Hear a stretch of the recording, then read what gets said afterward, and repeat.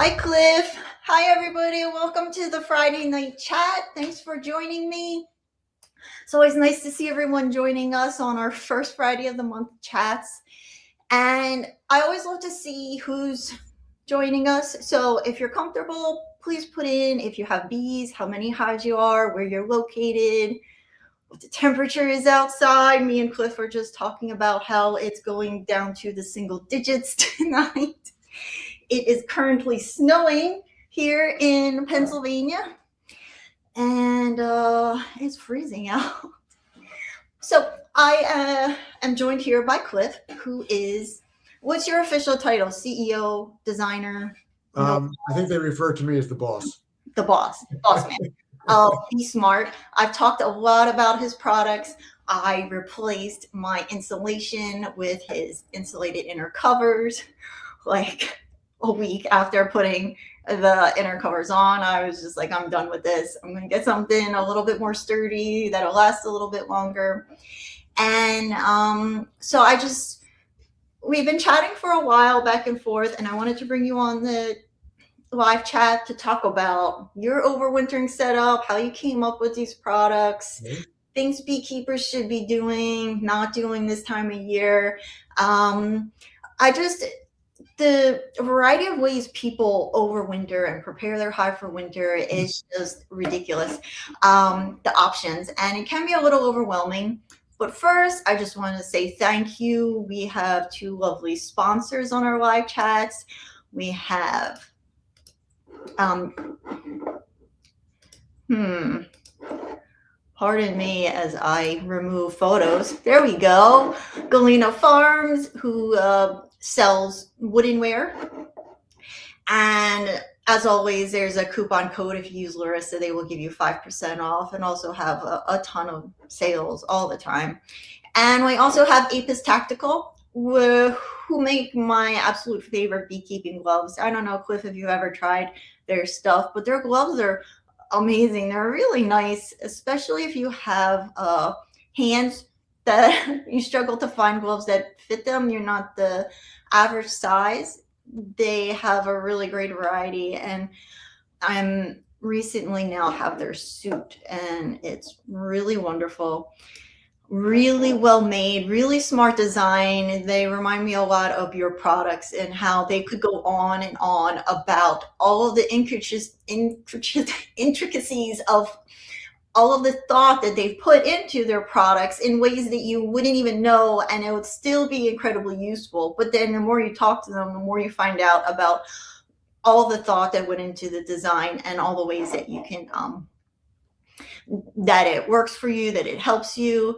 So we have people from North Central West Virginia here, and Spicewood, Texas, North Carolina, upstate New York, mid-Michigan, Missouri, mid-East Coast Florida, North Carolina, Canada, one hive, I'm a newbie, Indiana.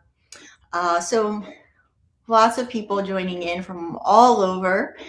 So thank you everyone for joining us on this chilly night. And I have my notes down here. So Cliff, let's just start out. First, give us a brief, tell us about you with your bees and your journey. Like, when did you start? How old were you? Why did you do this? I actually started in a unique way. I had no interest in bees. College, I studied mosquitoes, went into business, manufacturing outdoor sign products. And then one day a friend called me up when he moved. He said, I got bees at my house. Are you interested in having a beehive? And the first answer is, I have no idea, but let me look into it. I went online. I found a local beekeeper out east on Long Island where I live. I called them up and I said, do you do bees? He goes, yeah, why? I said, I'm thinking about it. He says, come on out. And my daughter and I went out, spent about 3 hours with this fellow, and I kind of got hooked. So I called my friend up. I said, I'll take the bees. He goes, sorry, the exterminator was here and said they weren't bees. So I called the guy up out east, this guy Ernie, and I said, I'm still interested. He goes, don't worry, I'll sell you bees. Come back out and I will tell you what to buy to get you set up. I'll work with you, and then you need to take classes with a friend of mine. So I said, cool. Went out, got 2 hives, set them up at my house. And then I met his friend, who happened to be the exterminator who told my friend he didn't have bees. So how old were you? Do you remember how old you were? Like, was this I was in my mid-50s.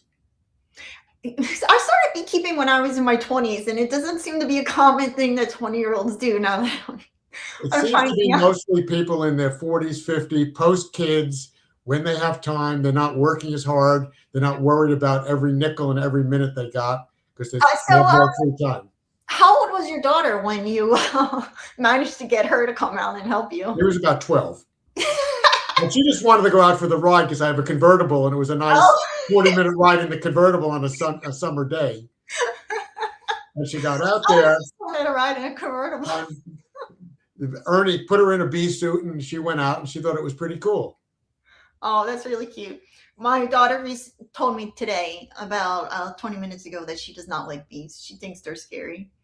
So she's 4, and she changes her mind quite a bit. But hopefully I'll get her to change her mind about that. She was stung by 6 wasps over the summer and a carpenter bee this summer. So that's the problem.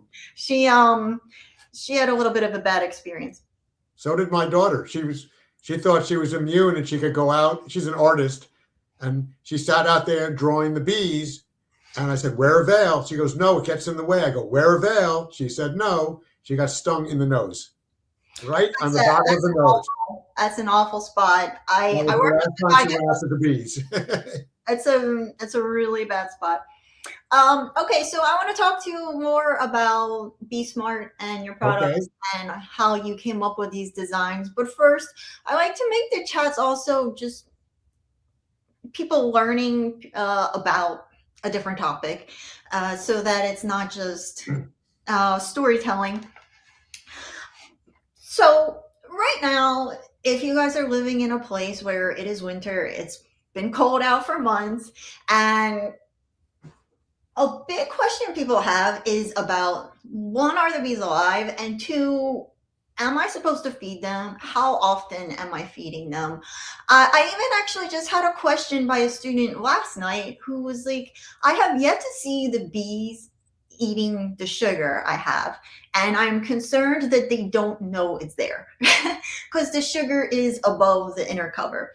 And that's the other thing I want to talk to you about, is the inner cover above or below this feeder shim. So let's start with that question. The way your inner cover, so one of your products is the insulated inner cover. Yes. I'm assuming, I don't think it's meant for this one, but I'm assuming like all of these cutouts, I'm curious. You have all these cutouts on here. Is this that was originally designed for our original robbing screen that didn't have the baffles. And then this hole probably, it holds this back when you're not. But what about these guys? What's the little guys there are designed for the entrance reducer mouse guards that come with the IPM bottom board. Okay. So you can store it in there. Which I have right here, if anyone is curious. BeeSmart makes a bottom board. It's the screened bottom, and then you can put the entrance reducers in the slots to reduce the entrances / mouse guard. So here you can see on the bottom these entrance reducer mouse guards are reversible. Mm-hmm. So you can actually just store them in the cover. Okay. So now you can control your entrance any way you want. From any full open to full closed and anything in between by adjusting these pieces and flipping them around. Okay. We do have a question. Junebug says, is your standard gray plastic BeeSmart lid insulated? It looks thick. Or if you're referring to this one is not insulated. It actually is insulated. Well, it's because of the air pockets. The dead air, we just had it tested, and It was done scientifically through the design because you can't test something that big, and it came out somewhere between R1 and R2, which means it will cut down the transmission about 50% in heat loss. Okay. So the question I first wanted to talk about, let me see if I can move this over a little bit, is now when we're feeding our bees, it's cold out, and in theory, it would be great if there was enough honey that there was no emergency feed needed, and you didn't have to open the hive. But say you do need to open the hive to give them more food. How do you do things so that, let me get all this stuff here. I was under the impression that this is primarily designed so that you put your insulated inner cover, take off the cap, and then you have your feeder shim. Of course, your feeder shim is going to have to be a little bit deeper in order for it to work with. Right, but you don't really need a feeder shim. Above here. So there's two ways to do the feeding. Mm-hmm. I break a lot of rules in beekeeping, and it seems to work for me. It has for years. So we take our direct feeder, which is our 1 gallon tank. Do you have one of those guys? This guy? Yep, that guy. So take the feet off. See the little feet on the bottom? Yeah, take the feet off. I thought you meant the feed. I'm like, no. yeah. And then if you pull the cap out of the middle of the insulated inner cover, that fits right on it. And you can feed up and down to about 30 degrees. Because if you use 2-to-1 sugar syrup with a little salt, it will not freeze, it will not thicken. And the opening on the bottom is at the top of the heat bubble, so it's the hottest part of the hive, so the nipple stays warm. And the bees will take syrup. So as long as it is above 30 degrees, you are putting 2-to-1 sugar syrup with a little, like how much salt are we talking? A gallon, maybe a quarter of a teaspoon, just a little bit. Because it has sea salt. No supplement because I mean you're not worried about mold growing or anything at this point. Are you adding any supplement to for the scent? No, yes, exactly. And I'm doing what most people would say you shouldn't do, but it's completely correct. I add honey. But my honey, because I know it has no disease. So I add a little honey to the water, and then there's the odor of the honey, and there's nothing more attractive to bees than honey. If you want to put in any of the supplements that are dissolvable in water or syrup, you're more than welcome to do it. There's so much stuff out there now, I don't know what to recommend anymore. There is. So right now it's below 30. So you don't have one of these on your hive? No, right now I have our new test winter feeder that's coming out next year. Okay, but that's a secret. That's a secret, but it will allow you to feed sugar or fondant from above the insulated inner cover in an insulated vessel. And so before you were doing that and it was below 30 degrees, I left the syrup on all winter. I didn't worry about it. What was that? I left it on all winter. Oh, you did? So you never put any kind of fondant, sugar bricks, nothing. Interesting. And I usually get no more than 20% loss. And how much honey do I mean, when people say how much honey they leave, I think it's kind of a bunch of crap because, pardon my language, because who's weighing all of this stuff? I actually got a scale, but I don't use it. I just got it. But basically I do the old heft. If I can pick it up from the back and it feels pretty heavy, I'm not worried. And I also start feeding usually October, November with 2-to-1 syrup. I take all of the feed out of my hive. Well, I mean, I'm talking as if I'm, been doing this many, many years, but I am new to this winter stuff. I put the feed, the fondant, I got through the local bee club. I put that in early December. I didn't want that stuff in to encourage the bees to go up there. You ever have problems with the cluster being drawn up to that box when you have that? That's been a problem, and here's the reason why. I've checked with some scientists and experts, and basically they agree with me. Bees want to heat the honey first. If they can't get to the honey, they'll move up the heat column with the insulation to get to where there's food. So generally, you'll stay in your kitchen eating good food, go to your refrigerator.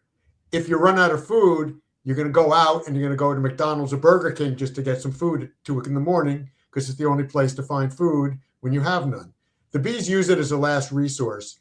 And I know from my experience doing this, during the winter, the bees didn't take very much syrup until it got really cold, in which case they started to go up and the syrup level went down.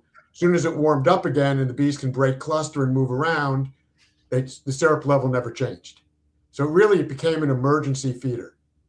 And what about when you have something like the Hive Alive fondant, which has quite a strong smell to it? Some people think that that is like luring them up there. Like, I don't know about that because most of what's in there, I believe, is there's a lot of thymol in there.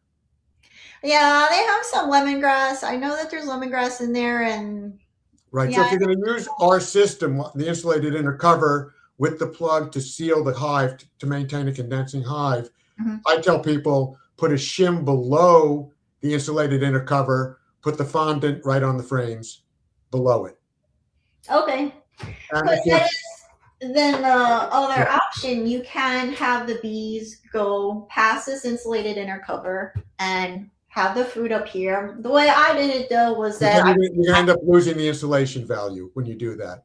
One thing I've done when I tried the Hive Alive, because we work with them closely on other products, Mhm. you can put the fondant right under the hole. So if you Yeah. look in, you can, with a flashlight, you'll see if the fondant is still there in the middle.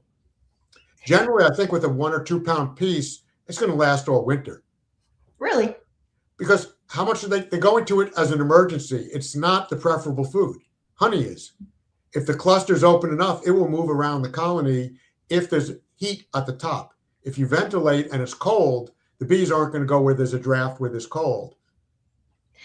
Yeah. So when you do something like this and you have your feet above the inner cover, you have this cap open. It's the equivalent of just having this upper entrance because all of this heat's coming out. It does make it easier to feed them without, like, now it's 30 degrees out and for some reason you think that you need to feed them. You're going like this because you have your bees and then you have a feeder shim and this is where your, say, fondant is, and you want to put more food in here. You're now like taking this cover off and all this heat is wasted. So that's really the only benefit that I see is that when you have the food above it, you're not opening so much of the hive. You're still losing all the heat. That little hole will lose a huge amount of heat it's heat over time. You're going to get a draft coming through the colony because the heat rises and it's going to keep going out the top. But with it, it's also going to take the humidity. And the humidity is not necessarily a bad thing. People talk about the humidity like it's the worst. Humidity is critical. Humidity is actually critical. Right, because they need that moisture in the They need moisture, and the condensation on the wall from a condensing hive means that the bees now have water so they can metabolize food. But the water is far away from the bees on the walls and the cold surface, not at the top where it's warm, so there's no dripping. It's the same reason you're living in Pennsylvania, nice warm weather right now. You're not going to leave your attic door open. Yeah, we figured that out after we bought the house. Right. So you want to make sure it's insulated because you want to keep the heat in and the humidity in, and cold air is very dry. So if come January, February, when the queen starts to lay, you need optimal conditions for the brood. If you're not in that 93 to 96 plus or minus range, the nurse bees are going to abandon any brood. If it's too dry, the brood's going to dry out. If it's too cold, so they're not going to take it. So you really need those good conditions in the hive, which is where the benefit of a condensing hive comes in. I have read that varroa mites do not do well in high humidity either. They also don't do well in high CO2. And in a condensing hive, the CO2 builds up, which has two benefits. The bees don't mind it like you and I, but it quiets them down. So now the bees are calmer during the winter. They're consuming less. It's like giving them a Valium. All right, I'll quote you on that one. But I do have a question for you. Now, this one has it. These guys have pegs on them. Yes. But the feeder shim that I have, which I mean, I'm embarrassed to admit this, but I bought it off from Better. No, I know what your time to make anything. I know what your problem is. I know what your problem is. I cut the pegs off of mine because I was like, I can't put this on here, and so I cut them off. And I will tell you why. My husband cut them off for me because I don't own the tool for it. The problem's been resolved. Oh, okay. When we designed this, it was designed strictly to go on a brood box. Mm-hmm. And a brood box on the short ends, on the long ends, has the rabbits cut in for the ears. Yeah, if it's perfectly right, on. So the product was designed to fit in the rabbit. Right? The rabbit's a narrow little piece on the ends. Mm-hmm. But when you use a shim, it's much thicker, so that pin doesn't fit in, won't go where the rabbit was. Well, that's why I'm surprised that you're saying that we should do it this way, because it seems obviously like you built it to put directly over the uppermost box the bees are in and not for a feeder shim to be below. So that's why I really wanted to ask you this question, because it now works for the feeder shim. We changed it over a year ago. So you have an older one. All the new ones work with the feeder shim. There are a couple questions I just wanted to bring up that are in the comments real fast. Pamela says, my understanding is that those are all for 10 frames. I run all 8 frames. What can I do? Everything BeeSmart makes is 8 frame, 10 frame. So if you turn that unit upside down, you'll see there's 4 pins on each end. Right. So the inner pins are for the 8 frame. The outer pins fit a 10 frame. So on an 8 frame, it actually overhangs the sides a little bit, which is not a problem. You still get full insulation. And during the summer, you get a little shading because our cover is also 10 frame to fit directly on it. This will fit on a 10 frame box, but you can put it on an 8 frame box and you're just going to have more overhang. Right. And there's an adapter for an 8 frame if you don't use our inner cover that centers it left, right on there. There's 4 little screws you put in. And even the universal entrance and the bottom board, this has these little flaps here, so you can put this on the 8 frame box or have this for the 10 frame. So everything works for 8 or 10 frame, even though it might be confusing because some of the websites, as somebody who was a graphic designer and a website designer, the websites on beekeeping equipment, like the beekeeping equipment websites, are terrible. Their descriptions are horrible and do not really provide you with enough information so that you make sure that you're buying the right stuff. But anyway, that's really neither here nor there. I realized you really want something universal because I don't know about you. I run 8 and 10 frame equipment because I test everything. So that's a big no-no. So I want a product I can take out and whatever hive it's on, I can use it on. If I switch, I don't have to get new product. I can just switch it. Yeah, that is definitely the benefit to these products, is that you don't feel like you need to go with all different kinds of equipment when you are going to 8 frame boxes. And that's what I liked. I'm going to be putting out a video soon about using the Keeper's Hive for a year. And that's why I wanted to try it out, because even though there's other hive styles for people, once they don't want to lift heavy equipment, ideally you want to still be able to use some of your stuff and not have to get rid of it all and start from scratch with totally new equipment. Now, Karen's wanted to know sea salt, not iodized salt, that you're adding to your 2-to-1 salt, or non-iodized regular salt or non-iodized sea salt. Just make sure it's not iodized. Right. I travel all over the world, so my bees get salt from anywhere in the world. They get Tunisian salt, they get salt from Malta, they get salt from different countries. And it's just basically for the trace minerals and trace elements that are in natural sea salt. So why is it not freezing because of the lack of moisture, because it's so thick? No, because sugar depresses the freezing point just like salt does. Okay. So you're with Pennsylvania, They don't salt the roads below 17 degrees because it won't work. Mm. Above 17, the salt will melt the ice. Below, it usually will not.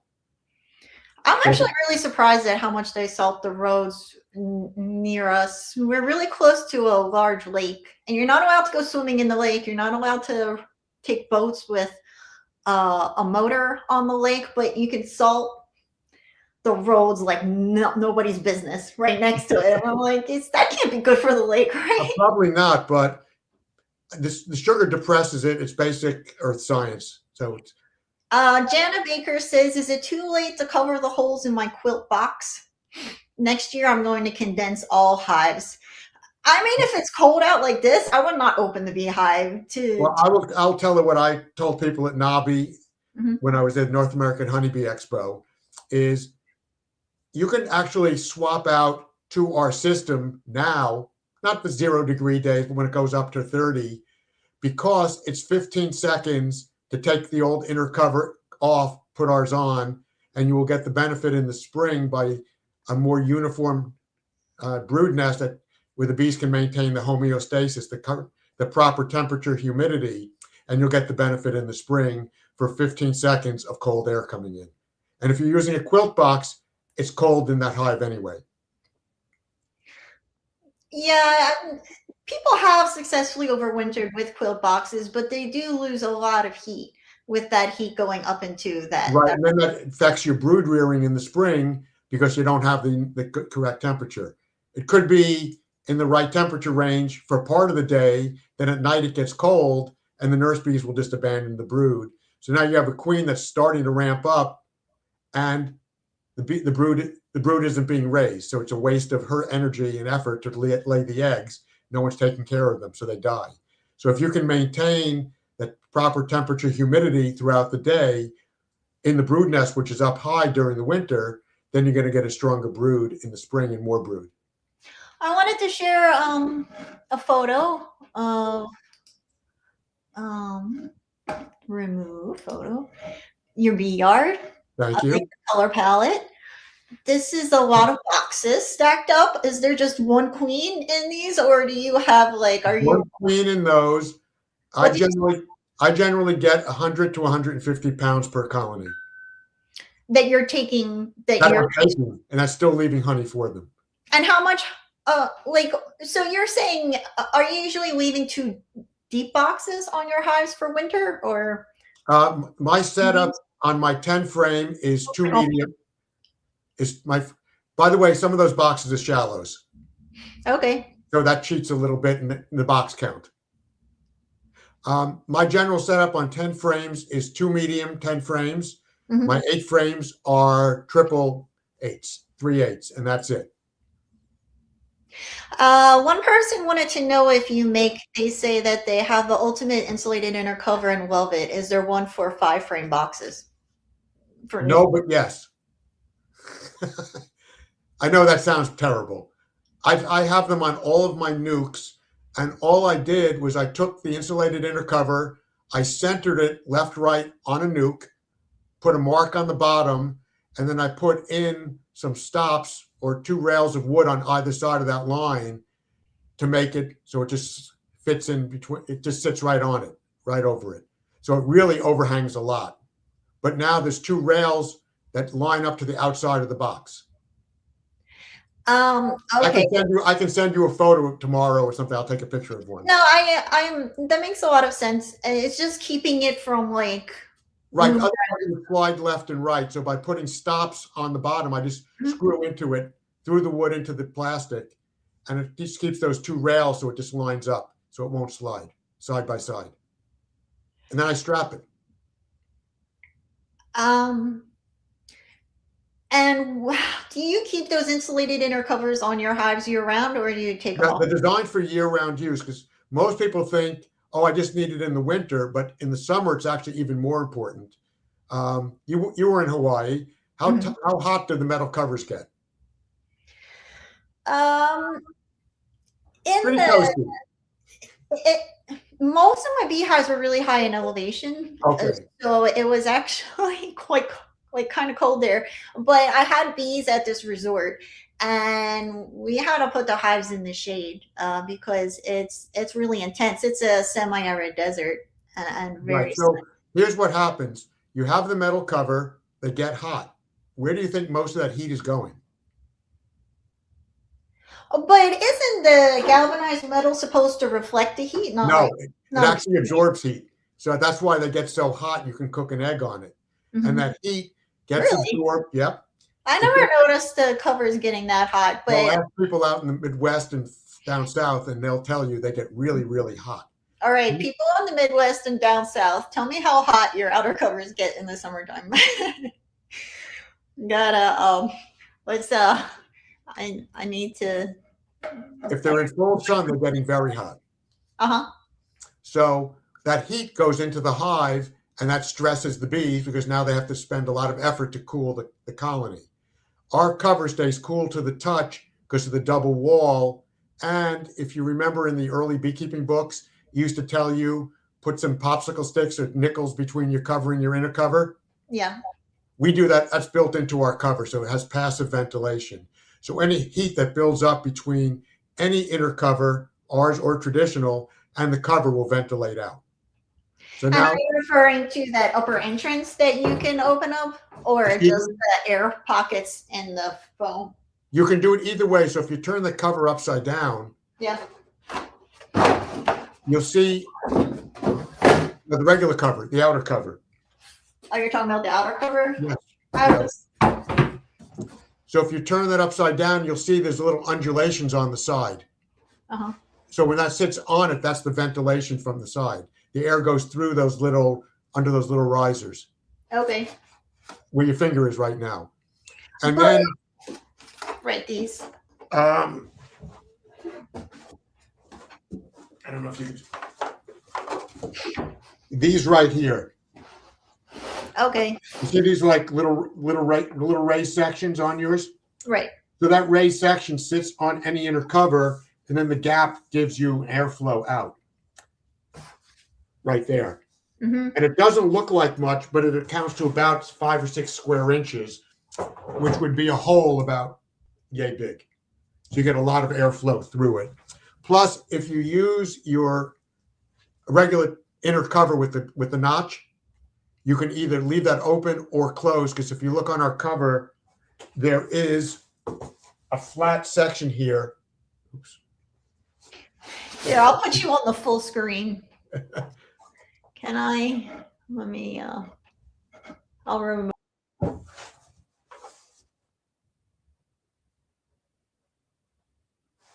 I don't know if I can remove myself. Okay, sorry. Well, right inside, I gotta stand up. Right inside the cover here, there's a flat. So you can slide the cover forward or backwards to expose the groove in your inner cover. So just like you take a regular cover and you slide it forward and back to block the hole, we have the same feature on ours. The main thing is the cover stays cool to the touch all the time. So you don't get the heat transfer in, which means the bees don't need as much water and they can go out for more nectar and foraging. Now, you say that you can use this outer cover, you can flip it upside down, and when you're checking the hives, you can take that upper box and put it on your cover, so Yes. you're not having to put it on its side or anything. How much weight have you tested the cover to see like how much weight it can withstand? Like, can I start stacking boxes up on this, or Yes. is it one So box? you can stand on it and dance on it. Well, I mean, I'm way that much. Like, have you tested at what point is this thing? I've had 3 or 4 boxes on it or more. Okay. Because if you look at the inside, you see that corrugated edge, that we call it crenellation. Uh-huh. It gives it a huge amount of structural support. Okay. These things are really, really strong. But because that it allows all of this ventilation, if you are going to have, your inner cover open, you do not want to use this lid because you're going to probably lose even more heat than if you use this stand. Well, to pass the ventilation, it has to get up and around the unit. So during the winter, you want to seal it up as much as possible. During the summer, we suggest leaving the plug in the inner cover to maintain the microclimate in the nest, just like would be in a tree. Mhm. If it's a really hot summer and you think your bees are overheating a little bit, you can pull the plug and you'll get a little ventilation that will go through and out through the cover. And then once your honey's done, put the plug back in. Okay. Because basically a condensing hive is designed to be that used year round as an insulated top and a sealed colony. Because you're trying to mimic what's in a tree, which is the natural hive. Mm-hmm. In theory, yes. In theory, it works. I mean, I have very low losses. I've been using the cover's been out about 13 years now. Oh wow. Yeah, I bought one of those to try out, and I bought a different style cover that's just like an insulated cover. I punched a dent in it. It didn't go all the way through, so I can't call it a hole before I even put the cover on. And so I need strong equipment because I'm very I'm rough with my equipment. I'm always in a rush and things are always falling over and stuff.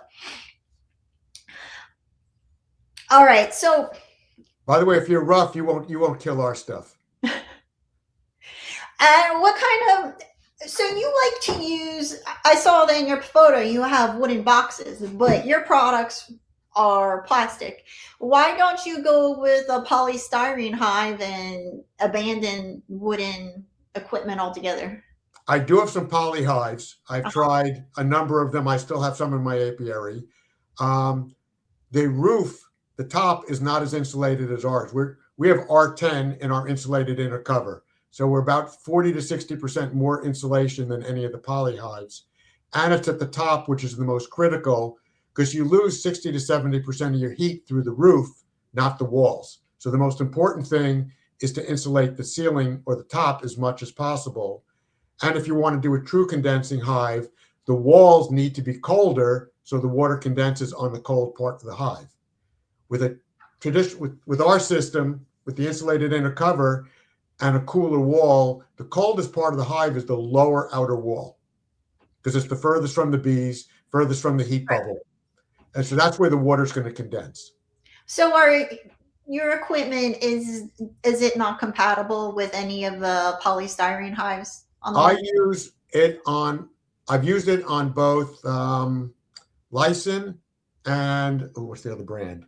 You can use it because it will fit, the pins fit in on the inner cover on traditional 8 or 10 frame. On my Lysin, which is a 9 frame, all I did was cut the pins off the bottom, put it on top, put our cover on top, and it outperforms the Lysin lid. And you can do that on the Paradise also. That's the other brand. And I'm sure you can pretty much do it on any, because inner dimensions of the boxes are standard within the industry. The outside dimensions may be different, but the inner dimensions are pretty much the standard to get correct bee space when you're using regular frames. I have a question for you. One of my hives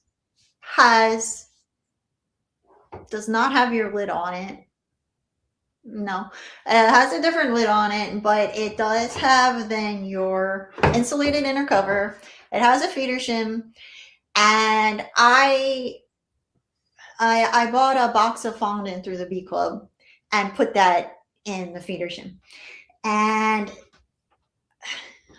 about a month ago, maybe more, there was, not in the other hives, but just this one hive, there was thick syrup pouring out of the entrance, like not pouring, but it was flowing. It was a good flow. Oh, the feeder shim was below the insulation? Yes. And so definitely this fondant is like turning into syrup and dripping down, but one, didn't understand why it would happen to one hive and not the other hive with the exact same setup. But two, why is there so much moisture up that high above the food and coming down? The hive is at an angle. It angles down to that front entrance. And when I opened up the entrance, so it wasn't just that little bit open, there was just like this little river that came out. And since then, I have not seen it to that extent, but I have still seen like a good little, a little trickle where I haven't seen it on any other hive. They are still alive up to like yesterday. I was trying to clean the bottom board and they were like coming out and like blocking the entrance. They're just such a funny hive. Whenever I try to clean the bottom board, even like if it's below 30, they like come out there and block the entrance with their bodies, like 10 plus of them. So I can't even like bother them. So they are alive and they So that's good. never I would. But you should not have much moisture at the top because that's where the heat is, and the water should be condensing on the walls. You may have this water dripping down the walls and out the hive. I have that on mine periodically. If it was on the walls, it wouldn't be it would drip. No, it wouldn't be syrup, but it would drip onto your inspection board or your bottom board. Right. So why do you think I have so much moisture going through my fondant to create? Are you sure it's your fondant, or are you sure it's just moisture coming out? You don't know it's the fondant yet. It is really thick. Like it is not water. It is like thick and goopy. It was really thick. Like it was like maple syrup kind of consistency. That doesn't make I can only think that it's from the fondant. I wouldn't buy that because the fondant doesn't dissolve in water very easily. Really? Yeah. I do also have sugar bricks. Like I made a couple of different things and I wanted to try them. I had a Hive Alive fondant from the Bee Club, and sugar bricks that I made. So it's possible it was from one of those. But I mean, what else could it possibly be other than sugar and water mixing together? It could be, and it could be the bees are just taking it down and trying to get rid of it. They don't want it. Bees don't always take everything you put in the hive. So a lot of times when you put pollen patties in, you think they're getting consumed and they're getting just dumped out the bottom of the hive. Bees do a lot of cleaning and maintaining their thing. We're testing this new feeder of ours, and I've seen in some of mine what looks like a little brown sludge on the bottom, and I have a feeling it's just some of the sugar they're taking down or some of the material. Because one of the feeders I tested, I actually put spirulina in it. I just wanted to use it as an indicator, and the spirulina was on the bottom board. Yeah, I've heard a couple people trying to, well, because the Hive Alive has seaweed in it, so right. Spirulina is really popular. Oh, it's I put it in my drink. Yes. In Hawaii, I used to try to add it to smoothies. Oh, I just couldn't stand the taste of it. And then you also have Strong Microbials has a probiotic that has some spirulina and something else and another seaweed in it for winter feeding.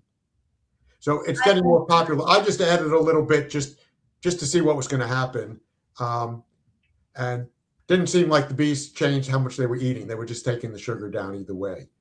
But I don't think it's from the fondant, because fondant does not easily dissolve in water. Really? Yes, because one of the things with this new feeder we're doing is you can use sugar, regular sugar, which is 70 cents a pound, and not fondant that's $7 a pound delivered. And I said I checked, you can't do anything with the fondant at the end of the season except maybe freeze it and use it the next year. But in the feeder we're working on, the end of the season, just dump the sugar into a 5-gallon bucket, add hot water, and you get 100% utilization of every sugar molecule you bought. And you're not throwing away expensive fondant. Well, next year I think I'm just going to have the screened bottoms on all my hives for whatever reason this is happening, as it's a better backup. Well, do you have screened bottom boards or solid bottom boards now? My polystyrene hive has the screened bottom, right? But the other two are solid bottoms. I'll get you 2 bottom boards. Well, I have now one from you already. So I did find last week, one of the hives had a dead small hive beetle right outside the entrance on his back, like feet up. And I thought that was really funny because I'm guessing the bees brought it out. but it just was like a funny thing to see. Like they're just like, ugh, get this thing out. And I'm I finding a found it bunch. drone on the I'm bottom. finding a bunch of dead small hive beetles that drop through the bottom board onto my inspection board.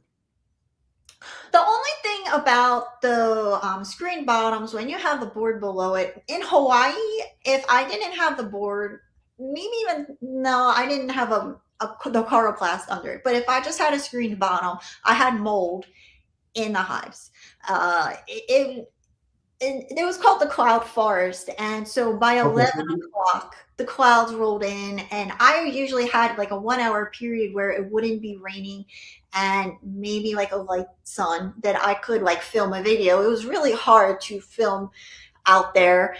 So it was already like such a wet area, and I couldn't use screen bottom. So I really just stayed away from them for a really long time, until this year when the company that gave me the polystyrene hive gave me the screen bottom.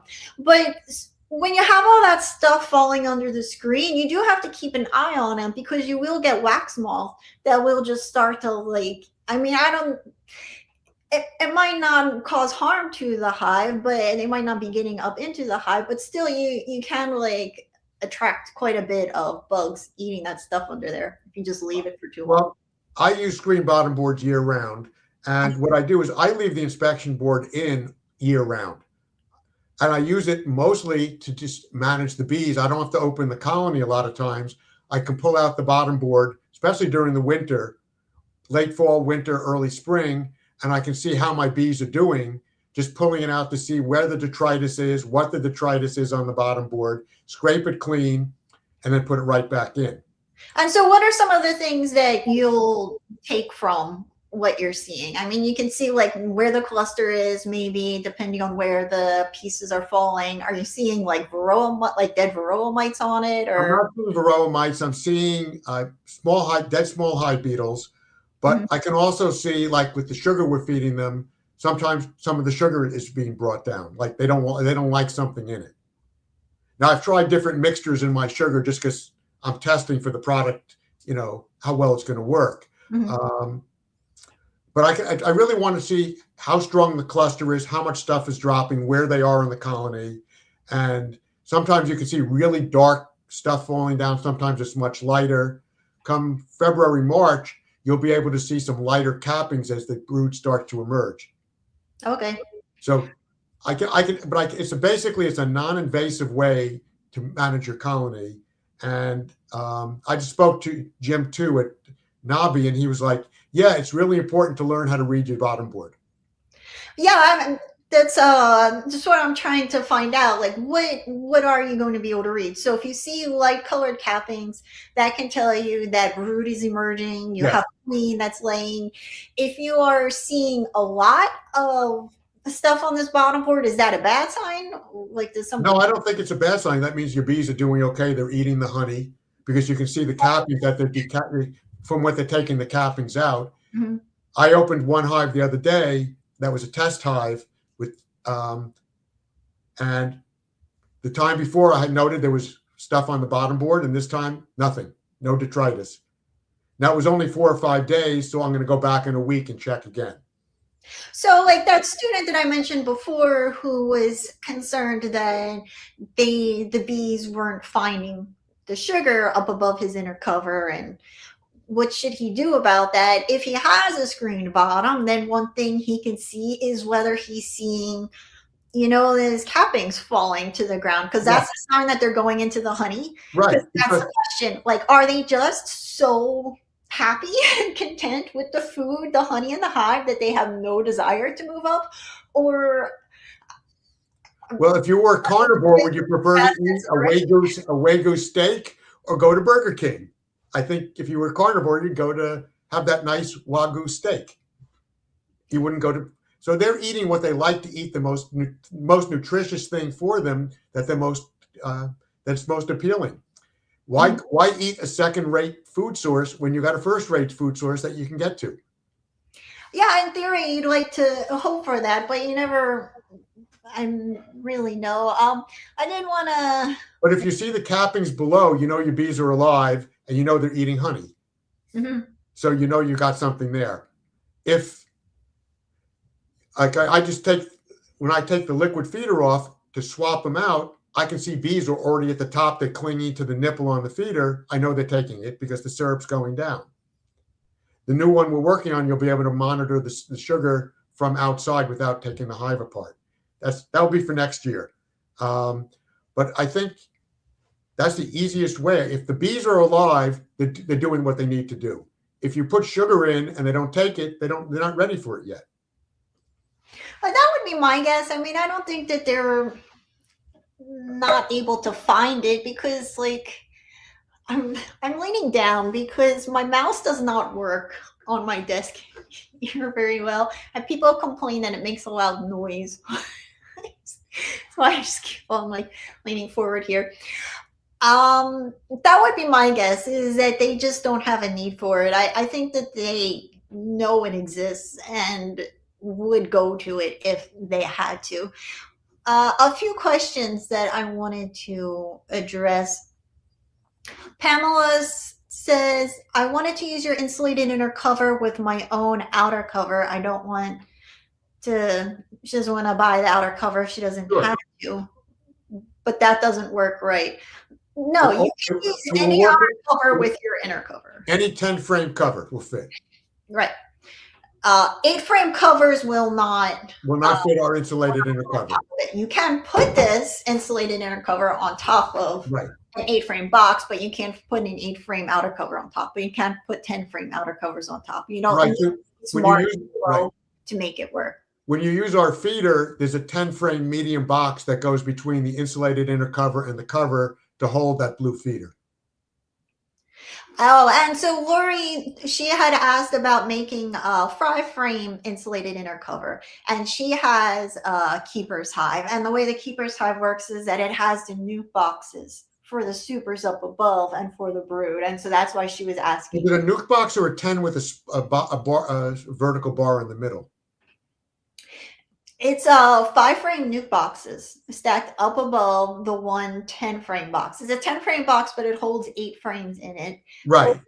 The brood, and then all up above that is 5 frame nuke boxes. Interesting. I have, this is everything that stacks up on top. And so that's the point, is that you don't have to lift anything heavier than a 5 frame nuke box. But the hive's population is smaller because your brood is limited to this 8 frame box. Aside for the fact that there's 1 extra box you're using for the Demaree method. So you'll have those 5 frames plus your 8 frame primary brood box. And that's it. He like really just wants to be able to pull up a stool and look at his bee. I'm a little confused on that whole system, because if I didn't want to lift a lot of weight and I was using 8 frame, I would just use an 8 frame shallow and just make life simple. Yeah, and so with his, you're like not even, you don't even have to pick up a single box unless you are trying to prevent swarming. It's like, because really, who's looking in their honey supers? Like, what information are you getting from this? You Nothing. don't go look in your honey supers. It's just the annoyance of having to pull them off and put them on the ground to get down into the brood. So his hive just takes away the need for all of that. You access the brood by like opening this flap up in on the sides, right? Because he's got the 2 sides. My trouble is that my hive was very aggressive that I had put in his beehive, so that was unfortunate. And when the population is really high, you're sliding frames and the bees are everywhere, so you really need like a lot of smoke during certain times of the year. But yeah, once you get a hang of it, it is quite nice to not have to pick up honey supers. It makes an inspection like really fast. You can easily do a lot of stuff. Well, I'll tell you, I'm a bit of a lazy beekeeper, so half my honey supers are shallows because I don't like lifting big boxes. Yeah, me neither. In Hawaii, I ran all mediums up above 1 deep box because that's what everybody did there. And then this year I went with 2 deep boxes, and I was just like, oh, I don't like this. This is too heavy for me. I kind of wish I had just gone with all mediums. I think I gave you my reasoning for all mediums the other day. Yeah, is that you have to take frames out of your brood nest every 4 to 5 years. That's what they recommend. Don't leave old frames in your brood box for that's disease. the That's the new thinking these days. Everybody's talking because of what, like disease, the residue and buildup from. disease residue, all of that. And so what I do is I'll take out 2 frames from my brood box. I'll take 2 frames from my honey super that are beautiful, clean, drawn comb that have never seen brood, put them downstairs, and they're good for 4 or 5 years, and then put foundation in the summer up top, and they draw that out. So I'm always putting perfect drawn comb into the brood box for the queen, taking out the old frames. Yeah, it's makes a lot more sense. I don't quite understand why deep, medium, and shallows were created, other than for the commercial Right. apiaries, which is what I found. A lot of some of this stuff and the rules of beekeeping came from the commercial end of things, and as a hobbyist, it just does not make sense. Justin said, "Do you work for BeeSmart?"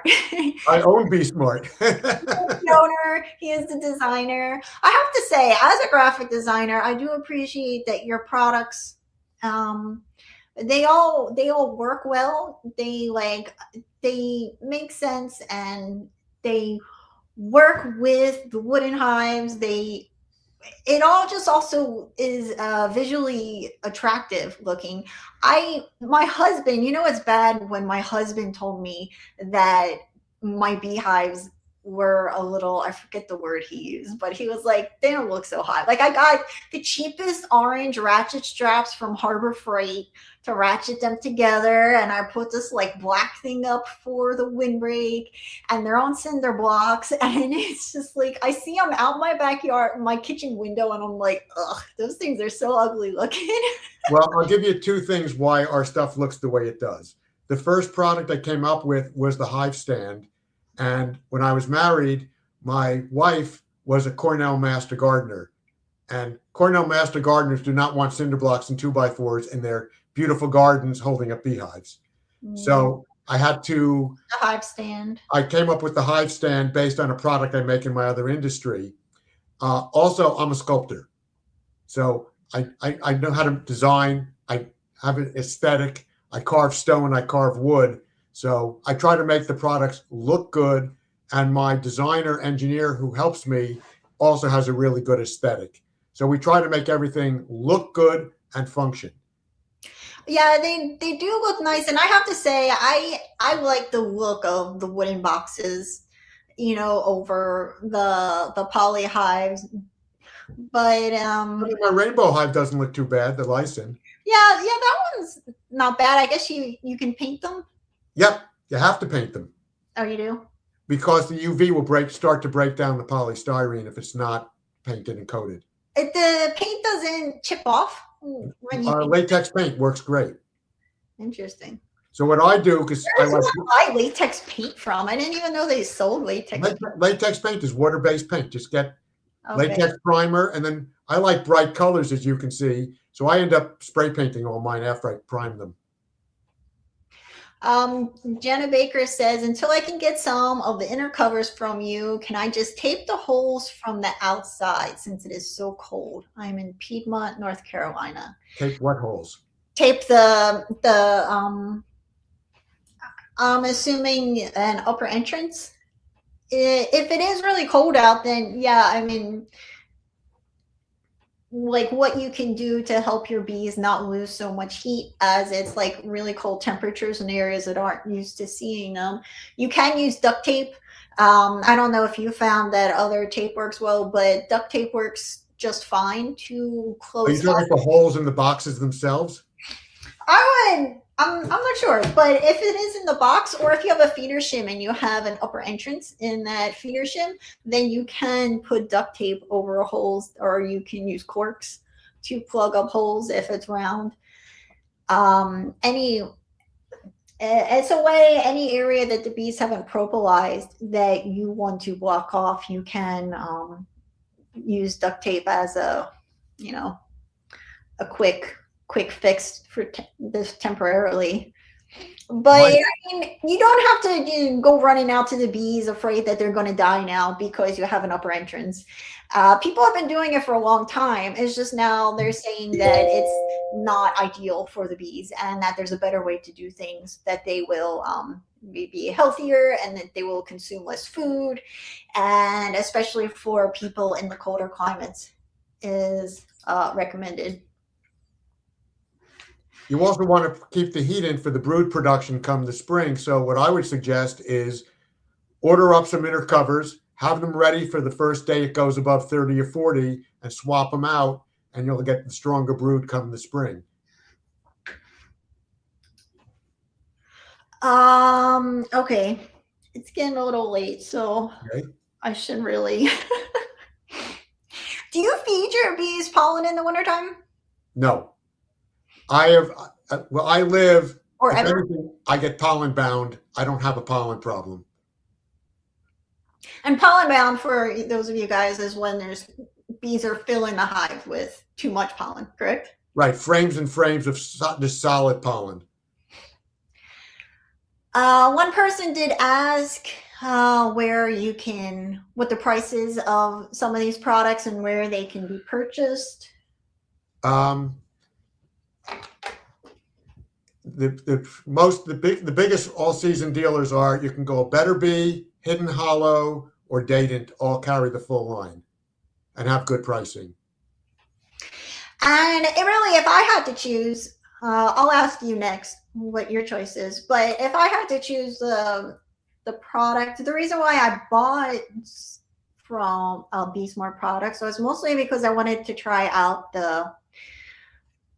I think this one is called a universal entrance, but it originally That's started. our new robbing screen. It's the robbing screen universal entrance. So it acts as a robbing screen, a moving screen, a reduced entrance, and a mouse guard. So you can leave it on year round. So BeeSmart does not sell their products directly from their website. You We buy only them sell from through authorized dealers. right. And which is really helpful because then you can sometimes take advantage of free shipping when you're buying other stuff. And the robbing screen, I would say I had not experienced robbing. My bees weren't on my property in Hawaii, so what I saw was minimal.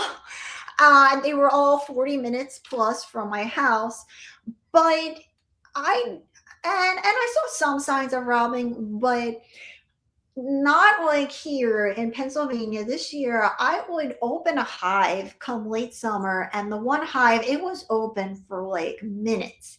And the influx of bees, and I only had 3 hives on the property, just started swarming this hive. And I was so unprepared for this to happen. And I just closed everything up as fast as possible, and they were all over this hive. Um, and I was going to show you a video of it, but I don't want to waste time because it's already getting late. And you can put wet, like drape a wet sheet over it. I happened to be, actually, it was Halloween, and my son and I had just taken an old white sheet and made a ghost out of it. And I took it down. It was hanging up in our garden. I took it down and draped it over the beehive. So it had like a little ghost face on the beehive. And it helped bring the robbing down, but this is really like a really smart way to get rid of robbing. And I really like, once you explained even more about it, how you open up, this upper part. And so the bees, the robbers, are smelling the scent from the hive coming out here, but it's all closed up. So they're going to be distracted trying to get in this way, but can't. But the bees inside the hive can now escape this way, and then once they leave the hive, they know how to get back in the way that they got out. And it can really be one of those things that saves a hive from collapsing. I mean, hives can lose so many pounds in honey due to robbing in just like a day or so. So I really, that's my favorite. It does have one new feature on the new one, though, that you can show, Laryssa. What's On the that? bottom, in the center, the reduced entrance. So if you have yellow jackets attacking, you open up that lower entrance, This one? and it forces any invader to go through a tunnel. And if you look on the inside, there's an edge. So the invaders have to go around an edge, not just sneak into the sides. So the bees can do a much better job of protecting it. It works really well. It's like really low cost. There's just not a lot out there to help people with some of these like really big problems that cause colonies to collapse. Um, like like this one does. But I'm curious, what's your well, what product was your baby? They all are, but now it's the condensing hive system, what we call the duo, the cover insulated inner cover, because it really does allow for stronger, healthier hives that produce more honey. You get stronger, better brood, and it works. And it's following the science. It follows what Tom Seeley talks about. It kind of mimics a natural tree where the bees normally are, and it tends to just get the job done. Very simple, and you don't need any extra equipment. You put it on, and it's the same equipment year round. And what do you do? Like, what's your protocol for field testing before you launch a product? Depends on which product. So our bottom board, when we came up with it, was just mimicking a traditional bottom board with the wire mesh. And then about 2 years ago, the wire mesh was becoming problematic in terms of manufacturing. And we went to a molded grid that has actually a more open design that lets more detritus drop through. It allowed us to lower the price and make a unit that will last twice as long, because we don't have the problem with the wire mesh, and oxalic acid vapor started to attack the wire. Mm. Which one of your products has been took the longest to get through testing before it was ready for sale? They've all gone to market pretty quickly because I do a lot of testing at my home apiary with Mhm. prototypes. Mhm. So like this feeder I was telling you about, this new feeder, we're already on the third prototype. So, like, how many years do you think it's they go through before? Because I mean, the season's so short here. It's like, Basically, within a year or two, this new feeder will be out within 6 or 8 months. We're introducing a new hive tool that probably we started designing about 6 months ago. If you went to Nabi, and I think I sent you some, we have this little baby hive tool we're now giving away. This was from start to finish 5 weeks from when I dreamt it up to when we had parts. I know the if you guys are having trouble clearing out your bottom board because it can be a little annoying. BeeSmart also has that little hook thing. It's like so simple, but works really well to just scoop out all those bees. But it also has the scraper to clean your inspection board. So you can clean your inspection board very quickly. Nice. So the only other product that my favorite, which has been the toughest, if you asked, was the handles. Oh, We've been through 3 versions of hive handles, and now we got the winner. interesting. Where I have one here, I think. Yeah.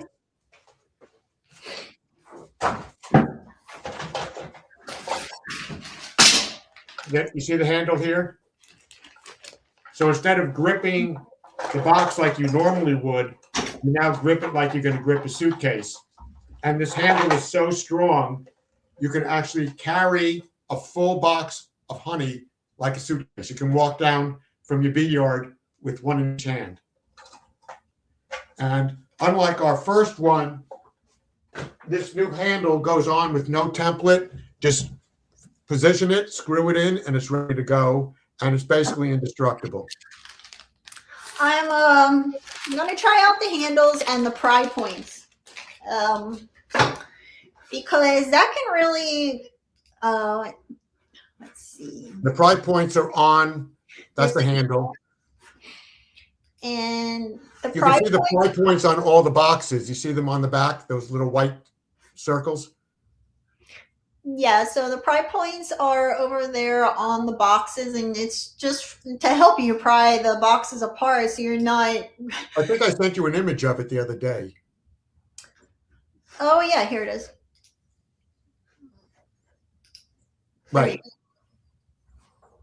So all it is an external spacer that you can put your hive tool in to break the boxes apart without damaging the wood or hurting your hand to pound it in. And they just go on, you screw them onto the box and they're there all the time, ready to use. And you just find which corner you like, and every box gets them, and then they all line up any way you want. And what's nice is you don't have to be perfect about putting them in. They can be off, and as long as the hive tool fits in between, you can break the propolis seal and separate the boxes. So you'll get longer life out of your boxes, and you won't hurt your hand trying to get the hive tool in. Yeah, it's usually the first part of the box to break for me is the corner that I'm shoving the hive tool in. Right, because most of the rabbits are very thin little walls, and they break out easily when you try to pry against them. So this is, I think, my last question regarding wintertime beekeeping. Okay. Is there, I would assume at this point you don't worry about whether your hive is alive or not, but some people have, I have one of those thermal imaging cameras. I'll show a picture, you know, it'll show you where the heat is and so on in the beehive, because that's a big, you know, people are freaking out. They haven't seen any activity in a while. Are they dead? I have never put my ear to a beehive and knocked on it, because that's just, it just seems not nice. I can't do that to them. Like, if they don't want to come out, I'm not, it's bad enough I'm scraping around the bottom board. Someone did recommend a mechanic stethoscope. I don't think that I looked any crazier than being outside in the snow with a stethoscope to my beehive like I did last week, because I just wanted to try it. And I did not hear anything. Once I thought I heard a light, like, well, that's why I can't. That's why I look at the bottom board. It's so easy to inspect the bottom board to see if they're alive or not. Yeah, true. The thermal camera probably wouldn't work well on mine, because I do a light wrap around my hives primarily as a windbreak and not insulation. Okay, and what are you using to wrap your hives? There's a product that B&B Honey sells. It's a very thin foam with a vinyl skin on it. And I just wrap it, double it up on the north side, and staple it in. And it's not a great insulation, but it's a fantastic windbreak, because it won't let air into any of the cracks or openings in the colony. Well, that's good to know, because my windbreak is really ugly and I don't want to put it up again next year. It's quite unattractive. But I was assuming the roofing felt, it will help, you know, with the, when it's sunny out, to heat up the hive, but I couldn't imagine that it was enough. It really is not going to do much to heat the hive, because first of all, you got to get through all the thermal mass of the outer frames of honey, right? The outer frames of honey are like a giant adobe wall. They're going to absorb heat slowly. They're going to release heat slowly. So you got some thermal mass there.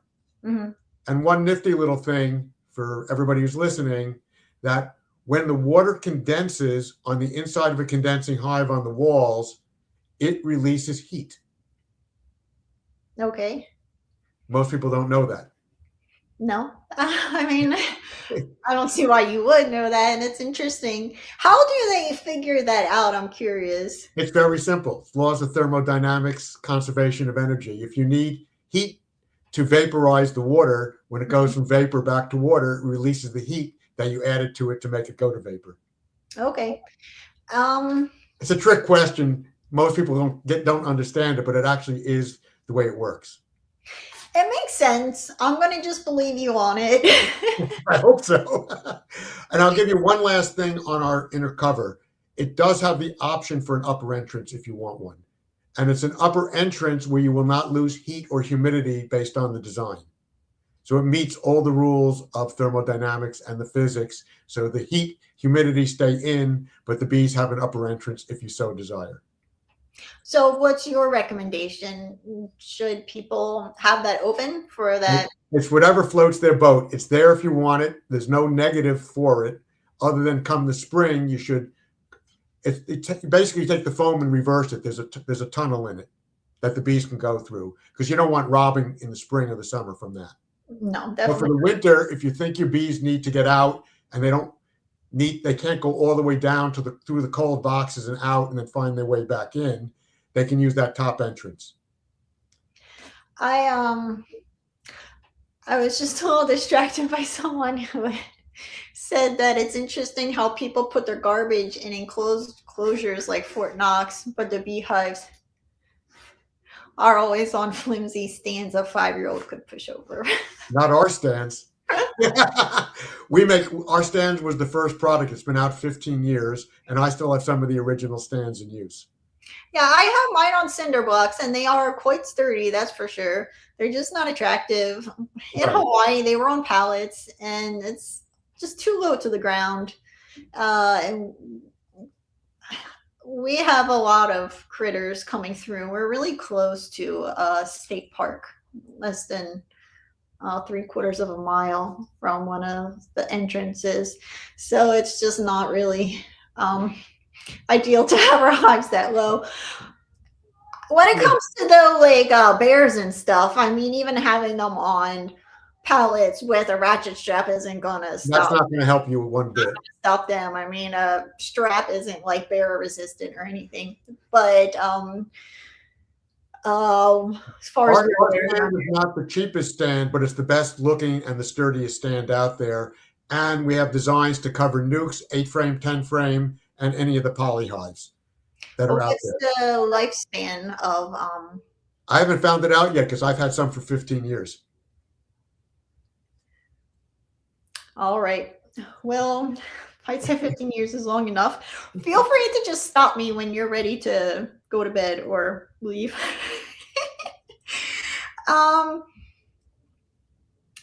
What do you know what your most popular product is? Yeah. I mean, I guess you can vary that in terms of sales or whatever, but Well, dollar sales or unit sales. Unit sales, it's the robbing screen by far. Mhm.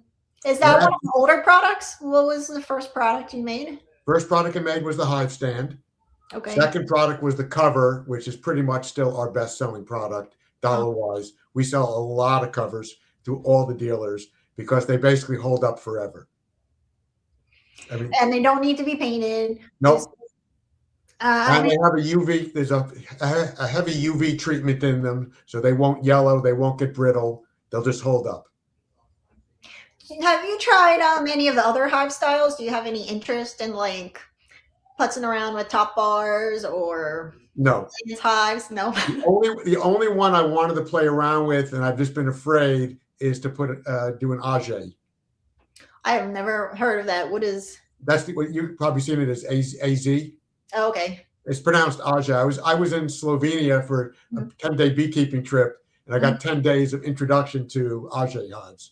Uh-huh. But they require totally different management, which is difficult.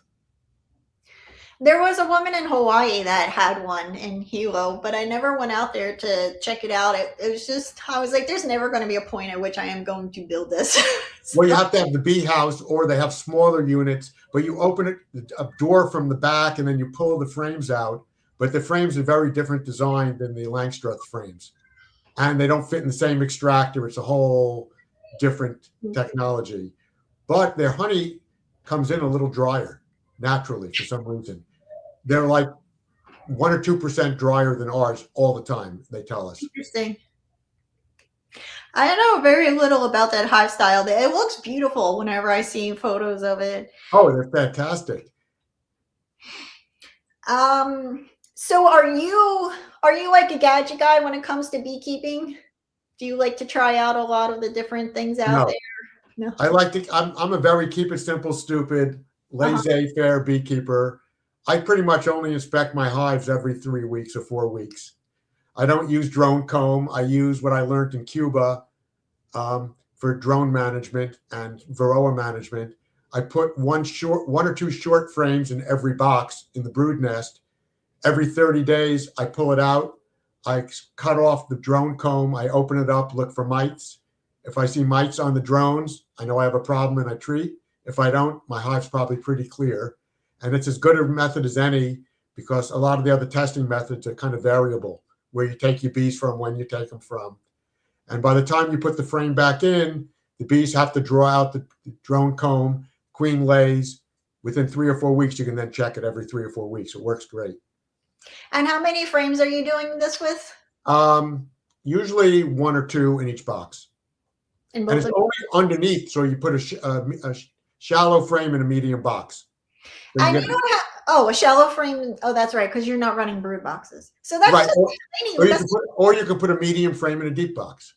Right. Yeah, that's what I've usually heard. I don't use foundation most of the time. I kind of do a little bit of half and half right now since I had no comb to start with. But I always just told people to just put an empty frame with no foundation, just like 1 or 2 in between other frames of drawn out comb, and just let the bees do whatever they want, because they'll find like a lot of drone comb in the weirdest little cracks and crevices. But then you can't do mite management that way. The Cuban way is a way to easily do mite management and mite testing on a regular basis. Because the I drone, do like an alcohol wash for the mite testing, but I do freeze that drone comb. They will make a lot of drones, and I could just cut out the drones right? and freeze No, them. I don't do sugar roll. I don't do alcohol wash. I just pull off the drone comb from underneath. And I've spoken to the Dr. Peck at Better Bee, and he's like, any system that's consistent and you look at you're managing the same results gives you a good idea of what's going on. Now, why is doing half a frame effective for mite management, but not a It's full? not mite management, it's mite testing. I can open up that drone comb that's less than 3 or 4 weeks old and see if there's mites on the drones without destroying a huge amount of drones. And if I see mites, I know I have a problem. If I open up 3 frames and I don't see any mites on the pupae of the larvae, then I know I don't have a mites problem because they're not there. Because you get more mites on drones than you get on worker bees. But why is it not an accurate way to see if you have a mite infestation when you're using a full frame of no foundation? Because I can't just scrape off from the bottom. They're all hanging from the bottom of the frame. So I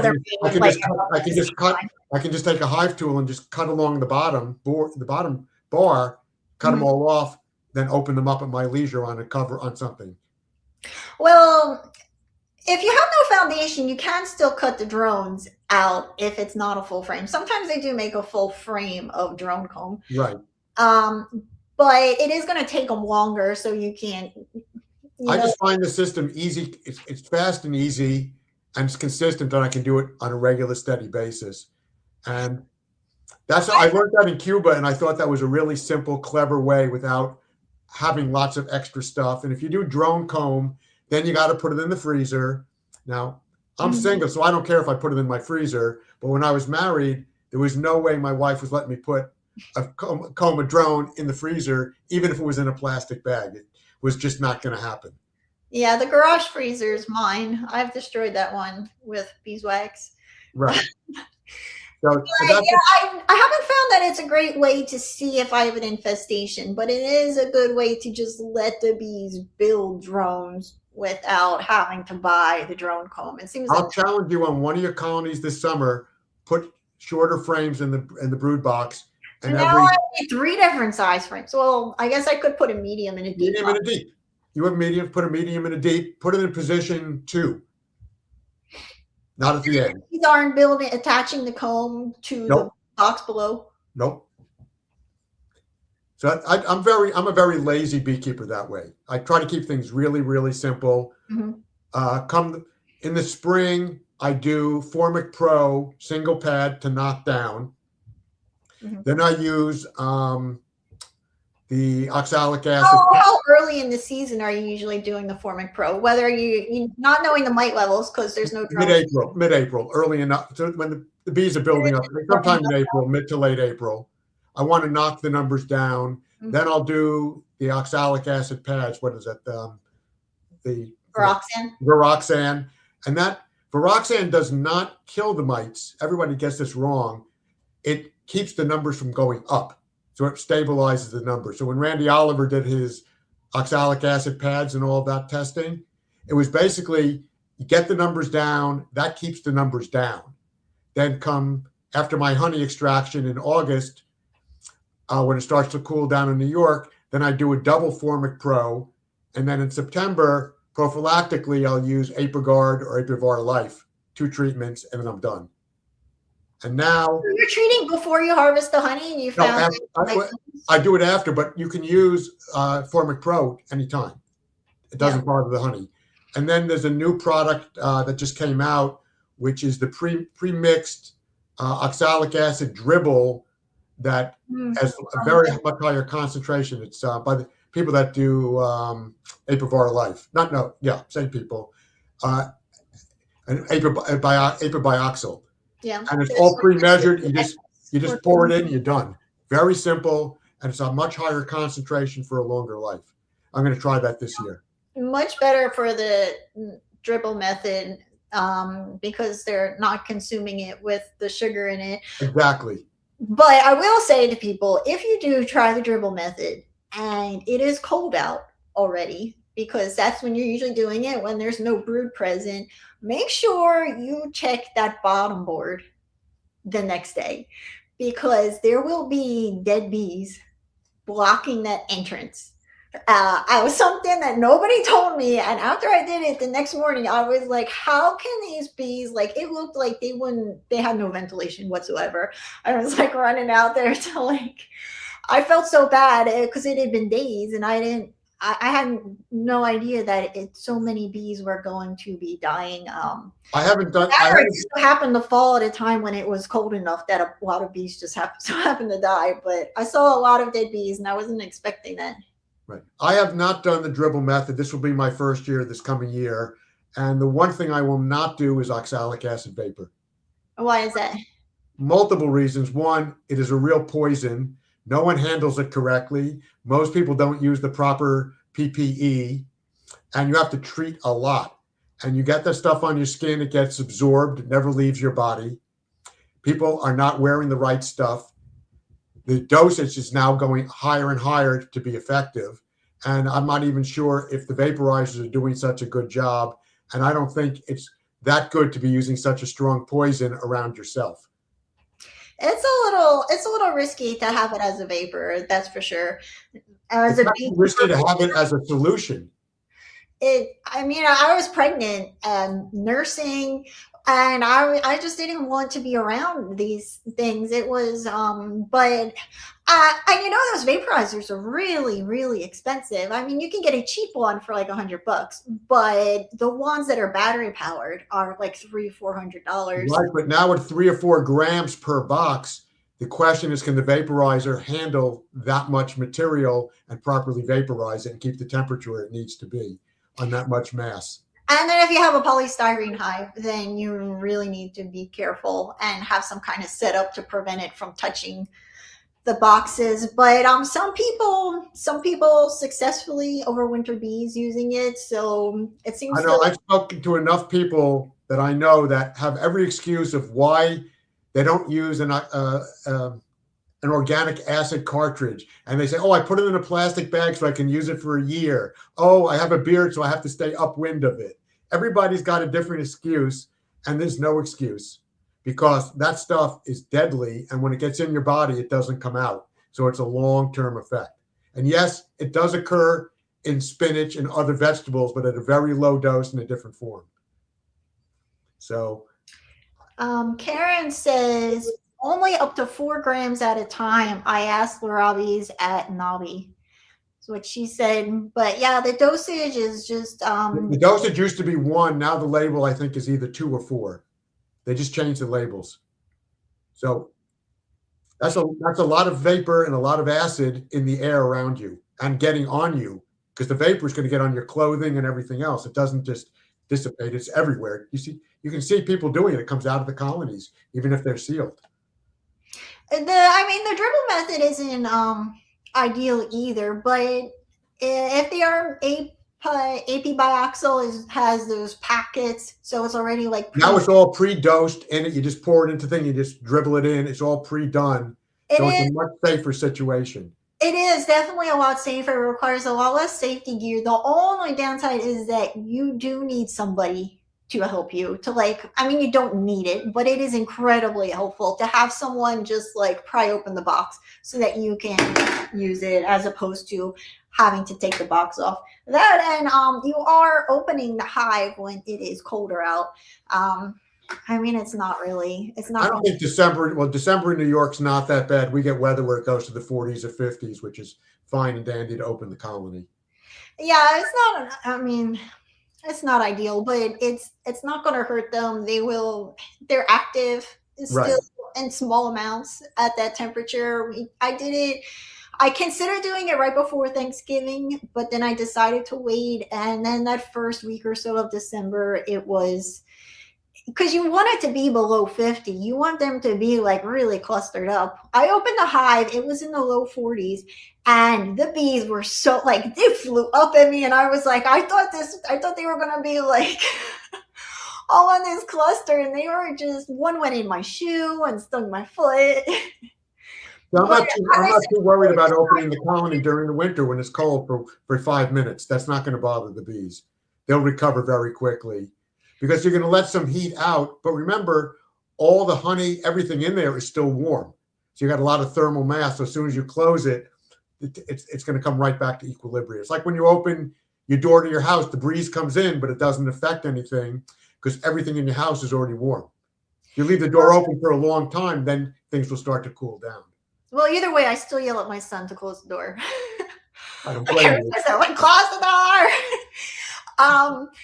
I need to just like record it and put it on a keychain or something. I can push the button. I do really want. My husband's an electrician, and I was just talking to him yesterday. I was like, I do know there's one company that makes them, but I was curious if there was another way to do it because I just wanted to monitor the inside temperature of the hive. And Broodminder's the way to go. have you used their? I used Broodminder a lot when I was developing the insulated inner cover, and on our cover, I put it between the cover and the insulated cover, traditional and ours, and the results were much different. They much less heat gain during the summer. Put it below, put it through the brood nest. Someone at University of Florida tested it, and with my stuff, and they had a much more level temperature in the hive using it.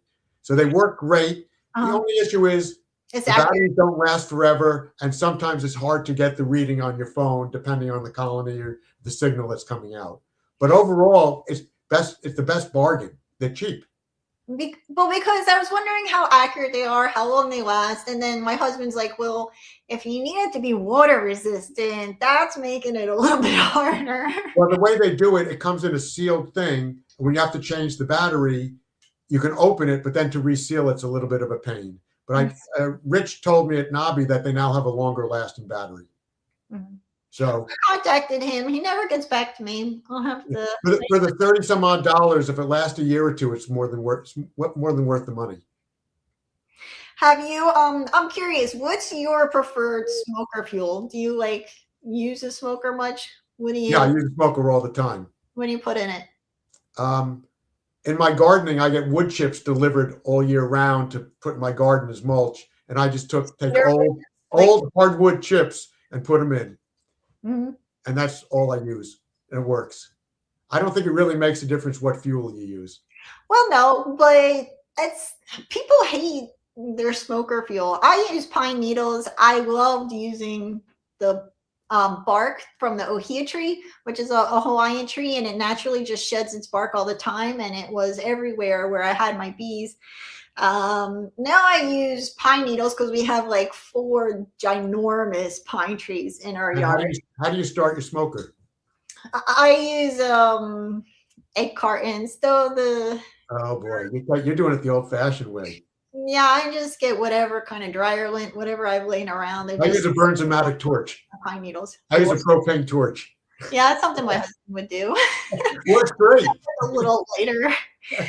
I'm not a big fan of smokers. I just always forget they exist. I'm not sure why, but I don't go to them. Maybe because I was in Hawaii for so long. The bees there are just so calm. I was always opening them in like a tank top and shorts, flip-flops. And so it's just like, I just never felt like I needed it. And then it would just go out and it would like, it just seemed like unnecessary. And since my bees were on other people's property, then there was also just like having to put it out while on someone else's property and find somewhere to do that and then bring it into the car. So it was always just more hassle than it was worth. And here I have a house and I can easily put it out and light it. But people use burlap and then they don't know that some burlap is treated with Oh, chemicals for sure. really bad too. It also can burn really hot. So I'm not a big fan of burlap. I just like everyone just has their own things and I'm always curious what people use. I also put mine out very easily so I can just relight it the next time without having it burn all the way out or dump it. You what? If you take your lid off and you put a piece of newspaper over the top and then put the lid back over the newspaper, Mm-hmm. within 15 minutes the smoker is out cold, and then you can relight it with the half-used fuel. Yeah, that's a good idea. I always just plug it up with a. That still lets air in, but when you seal the top with Mhm. the newspaper and you put the lid over it, it gives it a tight seal, and then you don't get oxygen coming in. So it self-smothers itself. Yeah, you definitely want a safe way to extinguish it and just keep the air from getting out, as opposed to opening it and dumping out, all of the um, stuff that's on fire. There are now the smokeless smokers and things. I have one of them. The only thing is that it makes my garage smell really like this. The scent from it is quite strong. Oh yeah, they were showing those at Nobby last year, but not this year. No, there's as far as I'm aware, there's at least two companies that Okay. have them out. Sorry, I'm just looking through my notes because it is getting late. I don't want to keep you much longer. So, uh, what what would you say like keeps you keeping bees? And now it's your business, so now it's like this extra thing added to beekeeping, and that's something I did to myself. I took something that I did for fun and I made it work. um, is that like what else makes you? I separate the beekeeping from the work end. Uh huh. I How do you? became a beekeeper first, and then the business came second. Mm-hmm. I'm a scientist by training. I have a biology degree, so I just like the whole science of it. And I have two brothers that are world famous geneticists, so I understand all the genetics of it. So there's a whole interest in the science for me. Oh, so are you I in? like that whole aspect of it, the biology of it, how everything works. Um, I still enjoy it. I find it relaxing. It makes me go into a relaxation mode because Mhm. I'm kind of a hyped up, energetic person. So I need something to slow me down. And the beekeeping forces me to slow down. Because if you work your bees when you're excited or move too fast, you're going to get stings and it's not going to be a pleasant experience. When I was pregnant, I got stung a lot, and I do know that my heart rate was a little bit faster as well. I wonder if that was. I got stung all the time when I was pregnant. It was ridiculous. Like the one time I was stung, maybe at least 30 or so times, and I wasn't even like harvesting honey, moving the bees. May have been the pheromones from your hormones. I also was probably sweating more. I don't know if I just smelled stronger. I bet it was pheromones. Your hormones were raging with a baby in you and But they changes just all did your not like chemistry. me. They were like, uh, I've also heard people say that bees tend to be calmer around women than men. Really? Yeah, but that did come from a female beekeeper. So, but she was like, I she find that started unusual. Big Island Queens many years ago. I've had three women mentees, and they all get stung more than me, even if they're not working the bee. If I'm showing them and they're just standing there, they get stung and I don't. Yeah, I think it's more of a maybe your comfort level as opposed to um, whether you're male or female. Probably But it's something just like an that. interesting thing that some people have said to me. Oh, and by the way, I wanted to comment on one thing, especially with art equipment. You don't need to use a heavy ratchet strap. I buy these cheap nylon straps on Amazon that just have the little spring clip. All Mhm. you have to do is snug it down because the covers won't blow off if they're just snugged down. Yeah, I was just actually talking to my husband about that because I had bought the ratchet straps just because they were local at Harbor Freight, and that was all they had left, and they were on sale for like an 8 pack for $7. So I Right. got. The Amazon ones aren't much more expensive, and they're really convenient because I can loosen it, leave it as a loop, drop it on the ground, do my thing, put the loop back, and just pull up and tighten it. Exactly. And the ratchet strap is like a two-hand operation. And he's like, I mean, well, they're meant for trucks. They're not meant to put around a beehive. And I was like, but what do you call it when you want just like a strap? Because I was looking on Amazon and I was like, I I don't. can send you the Amazon link. They're cheap, they're easy, they're convenient. Um, that's what I use. And I actually run it through the bottom of the stand. So I'm strapping the hive to the stand. So now it's one giant unit. All right. That is the benefit of the cinder blocks too, is that you can put them through the holes, assuming you have the cinder block rotated the right way. They're just ugly version. And by the way, if you have a bunch of hives in a row and you don't want to buy my stand, there was a really cool stand at Nabi this year by Hidden Hollow. For like $150, you can put, I think, 3 or 4 hives on this. And all you do is it's 2 legs, and you just buy the 2x6 or the 2x8 piece of wood, any length you want, and you can put all your hives on one stand. I'm not a big fan of my hives being close together. Well, you can separate them as much as you could put 3 of them over 8 feet even with Mm. this unit. It's really a clever design. So do you do anything to prevent your hives from swarming, or is that like how exactly laissez-faire are you when it comes to beekeeping? Uh, if I find that's a good question. If I open the hive and I see queen cells, I take them out, frame with the queen cells. I'll put them in a nuke with some brood and some honey, close it up, and just see what happens. Mhm. I don't manage that at all. The only thing that was interesting at the Nabi show, one of the other YouTubers came up to me and said, "Do you know that your trivet, which is this little plastic trivet we make for pollen patties to Mhm. prevent small hive beetle damage?" He goes, "Do you know that fluoresces blue under UV light, which means the bees will see it like a neon sign?" He said, "Put that in front of you. Put that on your swarm box in front of the hole, and you should be able to attract swarms even easier." So that's this year's test. Interesting. Um, so, but if you're only opening your hives like every 3 weeks, what are the odds that you're going to catch this queen cell? Maybe. Odds are moderate to nil, but I don't think I need to go in a lot, and I don't like to disturb the bees. I think that does more damage. As a matter of fact, I just read an old beekeeping book. You ever hear this guy C.C. Miller? Mm-hmm. It's a book called 50 Years of Beekeeping, and he didn't go in his hives very often. I feel like I have that book, but all I can see is the Langstroth one and the ABC XYZ of bee culture, which I found at a thrift store for like And $2. I found this at a used bookstore, and reading the book was interesting because back in the early 1900s, late 1800s, which was his period, the colonies had double wall covers with a dead air gap in it, like we do in our plastic one. That Mhm. was the way it was done. And he kept his bees in 8 frame colonies. Hmm. Go figure. So, how often are you feeding? Outside time. In the spring, I'll put on 1-to-1 in mid-April, early April, depending what the weather's like in New York. No Uh, matter and no matter the colony size or anything, you just give them all a little bit in April. before I even open the colony, I'll put the direct feeder on with 1-to-1 syrup.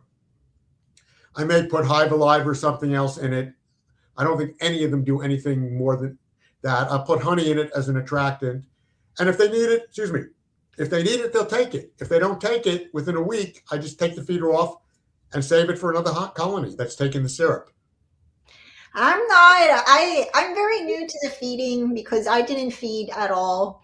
I don't really call it feeding. Right. It's more of it's supposed to be a stimulant to get the brood, the queen to start laying, because it looks like nectar. And now you can buy this. What's the stuff called? Biox or something, which is supposed to mimic nectar and all the odors and everything of nectar. 8-bit biologic. That's it. Okay. I haven't tried that yet. I'm going to try that this year. But if they don't take the syrup, I take it off and I don't worry about it because the colony's strong. And I can also, once I open the colony, I can look in and I can heft it. If you lift the back of the colony and it's pretty heavy, you don't need to do anything. The bees are going to find the honey as it warms up. Have you played around with queen rearing since your brothers are? No, not at all. Other than doing, trying to do splits have been unsuccessful. But C.C. Miller had a beginner split system that I loved. And it's so simple. He said, go into a colony, put a frame of drawn comb in the middle. Take one frame out, slide them out, put one frame of drawn comb in the middle. 9 days later, go to a nuke, fill it, put 4 frames of brood and bees in there. The next day, day 10, take that center frame out, make sure there's no queen, put it in the nuke, and now you're going to have eggs, larvae of all the right ages. The bees are going to be queenless for a day.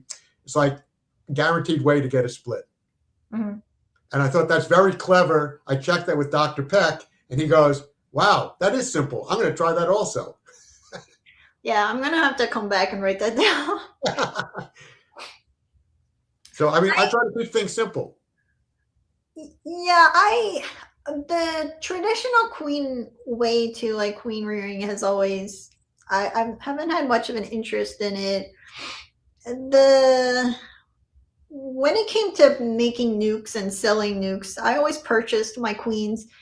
I wasn't a huge fan of selling nukes either, or I don't know. That part of beekeeping was never. I guess we all just have our things that we. Well, I don't sell nukes. These are for myself, so I back up colonies. So if I have a loss, it swarms and the queen doesn't make it, I got a nuke that I can use and just put it right over there. So I'm not into. I'm limited legally to 15 colonies. Oh yeah. The town I'm in I have to get a special use permit to keep bees at my house. And I'm on 2 acres, and I still need a special use permit with a lawyer to get you the permit. Weird. Weird. So I'm limited to what I do, and I really don't want more than 15 or 16 colonies. That's a lot of work. Yeah, and it gets you a lot of honey, which sounds good in theory until you have buckets and buckets of honey piled up. Well, I can get rid of my. I don't sell my honey. I give it away. I make mead. I make beer, but I also donate all my surplus to a food bank.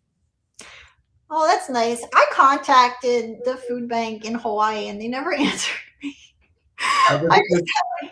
There's a big food bank here, and I partner with Better Bee. They donate the labels and the jars. I donate the honey, and I bring it out to them. Yeah, that's smart, because even giving away your honey can get expensive when you're buying all the jars. I started just telling my friends, I'm like, can you bring the jar back? Or well, the plastic jars are cheap. Plastic jars don't cost very much. And I'll give you your listeners an interesting tidbit. It's kind of a plug, but it's not. For new beekeepers that are getting packages, I've used this Better Comb from Better Bee, and it actually works. You familiar with it? No. It's a synthetic comb. Well, so you put it's not foundation. It's like no, it's comb. It's out of a synthetic wax. You just have to put like 1 frame in, mark it so you know what it is, and then as soon as you put the queen in, she can start laying on day 1 or 2. Then the bees will build out the foundation next to it. What's the, like, is that for people that are just starting out? There's people that are just starting out, right? Have nothing. Right. Or when my mentee started, she got some packages. I gave her like 3 frames of drawn comb for each of her colonies. So she put the package in, and when she was off to the races. Now, I recently put out a video about nukes and packages and buying bees, and I actually recommended buying packages, even as a beginner beekeeper, and a lot of people disagreed with me. So I'm curious. Now, I used to recommend buying a nuke because it just made sense. I'll give you. I But I can give you started out with one package and two nukes, and the package outperformed in terms of colony size and how much honey they brought in. Then the nukes, and the main reason why I recommend packages is because the nukes are ready sometimes like a month later, and like picking up a nuke at like May is just really late. that is late. Keeper. So you have an option like Better Bee sells overwintered nukes. You can pick them up early. They're expensive. They're done with northern bees. When I buy my queens, I only buy northern queens because I'm in the cold climate. I don't want to buy southern bees that may not have the right genetics. The problem with the packages these days is the queen she's dumped a lot of bees that are not known to her. They get heated up. I don't know about sperm vitality in the packages. It's a problem. It's a problem when you ship a queen also. If they get a little heated up, if the sperm gets heated, it's done. And then she's laying duds. The problem with supposedly with nukes, which I've used, is they swarm easily if you don't put them in right away. They've been sitting around for a while. Those bees are really getting into swarming. Yeah. And for me, as a medium box person, nukes only come in deeps. So now you got to have some deeps, and you got to go through a whole set of manipulations to deal with the situation. True. Yeah, that's here. I couldn't find a nuke in deep frames. Everybody sold nukes in medium boxes. Yeah. I think most of the people selling them were more of like a hobbyist level. Oh, the hobbyist. Okay. All the commercial nukes running mediums, but maybe more of the commercial ones sold in nukes, but I couldn't even find one. The nukes I got came on medium frames, and then I put them in deep boxes. Oh, What? If you buy like from Better Bee or any of the other people that sell nukes, they're all deeps. Yeah, that's too far of a drive for me. I'm not. Oh no, that's too far. Yeah, but otherwise, I would totally. But they're like upstate New York. Oh right? Yeah, I go there all the time for business. Yeah, they're up. It's a drive, but I'll just make my own. If I can do a split if I've lost. I just ordered 6 queens for me and for my mentee. If I need more for one reason, I'll just make a split or do something later on, because I know I'm going to get swarm cells at one point. I get too much honey as it is, so I really don't care. I see that someone, Iowa Layens Beekeeping, said that Better Comb worked great in my new Layens hives with packaged bees, eggs in a couple of days. Right, so, because there's comb right away to use. Just mark it so you don't use that as real comb down the road. All right, I don't want to keep you any longer, and I wanted to address some of the questions. So I'm just going to shut off the notes and the questions I have. I really appreciate you answering. No problem. Pleasure to do it. If you ever need me again, let me know. Just wanted to look at some of these questions real fast. Some of them are related to your products and stuff. I can do a lightning round with you. What is the price of the insulated inner cover? Did you address that? Maybe I think you did. I don't know the price. I think $30-something. Right, the retail's 30. They sell for 30 to 40, depending on free shipping or not, or who you're buying from and when. Or you can buy the duo, which is the outer cover and the inner cover. Right, and now it's going to start coming with a free compact hive tool. Ruth says, has anyone tried putting a heating pad under the bottom board that heats to about 30 degrees? Would it help on these ultra cold below 0 days? I don't think so. There are other people who try doing thermal heaters. They've tried all that. Mm-hmm. If your bees can't make it on their own, they're probably not strong enough to get through the early spring and stay alive, I think. I mean, if you really want to give yourself a thing, you can do what they used to do and just bring it indoors and put it in a cellar. If you want to drag your colony in every year to the cellar. Right, that's what people in Alaska, some people in Alaska will do in the really colder areas. And a lot of the commercial people do indoor overwintering also, and the results haven't been fantastic for a lot of them. But you know, like Russia, Ukraine, those are some really big beekeeping countries. I think like second to China, maybe Russia is, and it's really cold. Right, I mean, cold. it's a huge country, so we can't just like say a blanket statement that Russia's cold. But it like, and people aren't, I keeping would tell that person instead criteria. of trying to heat it, put a wrap around it if you think you need it. And you said that you just do that thin wrap around your hive. Right, but if you think you need more, you can get like a bee cozy, which is Nod makes, or any. There's tons of wraps that are around there that will insulate it. Do not use the pink or blue foam because it loses its insulation value in 6 to 8 months. Really? Yeah, the white foam we use does not lose it because it's a closed cell, and those pink and blues use petrochemical gases to foam it, so it outgasses pentane. Interesting. Yeah, not so great for you or your bees. Mm-mm. Um, Someone, George says, different colonies produce different amounts of moisture. Some are wetter and some are drier.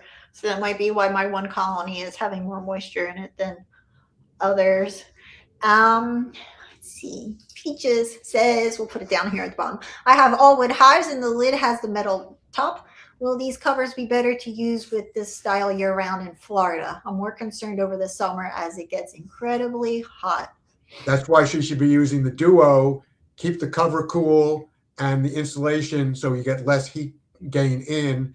And if it's really hot, pull the plug on the insulated inner cover to let a little excess heat out, but you won't get heat in from the top because it's such a tiny little hole. And let's see. A 1960 woman says, I use all 8 frame mediums and it makes interchanging easy. So she's agreeing here with Cliff on his preference as well. Let's see. I also find my 8 frame hives outproduce my tents. That is, they say, the standard size cavity that bees in the wild are moving into, or if you want to make a swarm trap, or that's like about the size cavity that you want when luring bees is the size of an 8 frame medium box, I believe. I thought it was a deep, but regardless, the bees like to go up. They don't like to go wide. And from thermodynamics, you want a smaller top because you lose less heat. The bigger a ranch house loses a lot more heat than a colonial because it's stretched out. You got a lot more roof, a lot more area to lose heat on the top, which is where it's lost. True, and that is one thing I was curious about with the what do you call it, the keeper's hive, because you have the little nuke part, but then you have the side Right. also part. So you have two roofs, and that part gets a little confusing, but it's not as different as say overwintering a hive now when you're moving to like a top bar.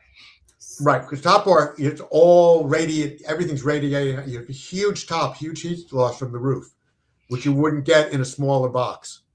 I definitely struggled overwintering a top bar when I first started beekeeping, and I worked with a top bar. Are you still doing top bar? No, I hate them. I can't. And I always think the long lang is the same problem because it's all roof, so you can't keep the heat in the colony easily.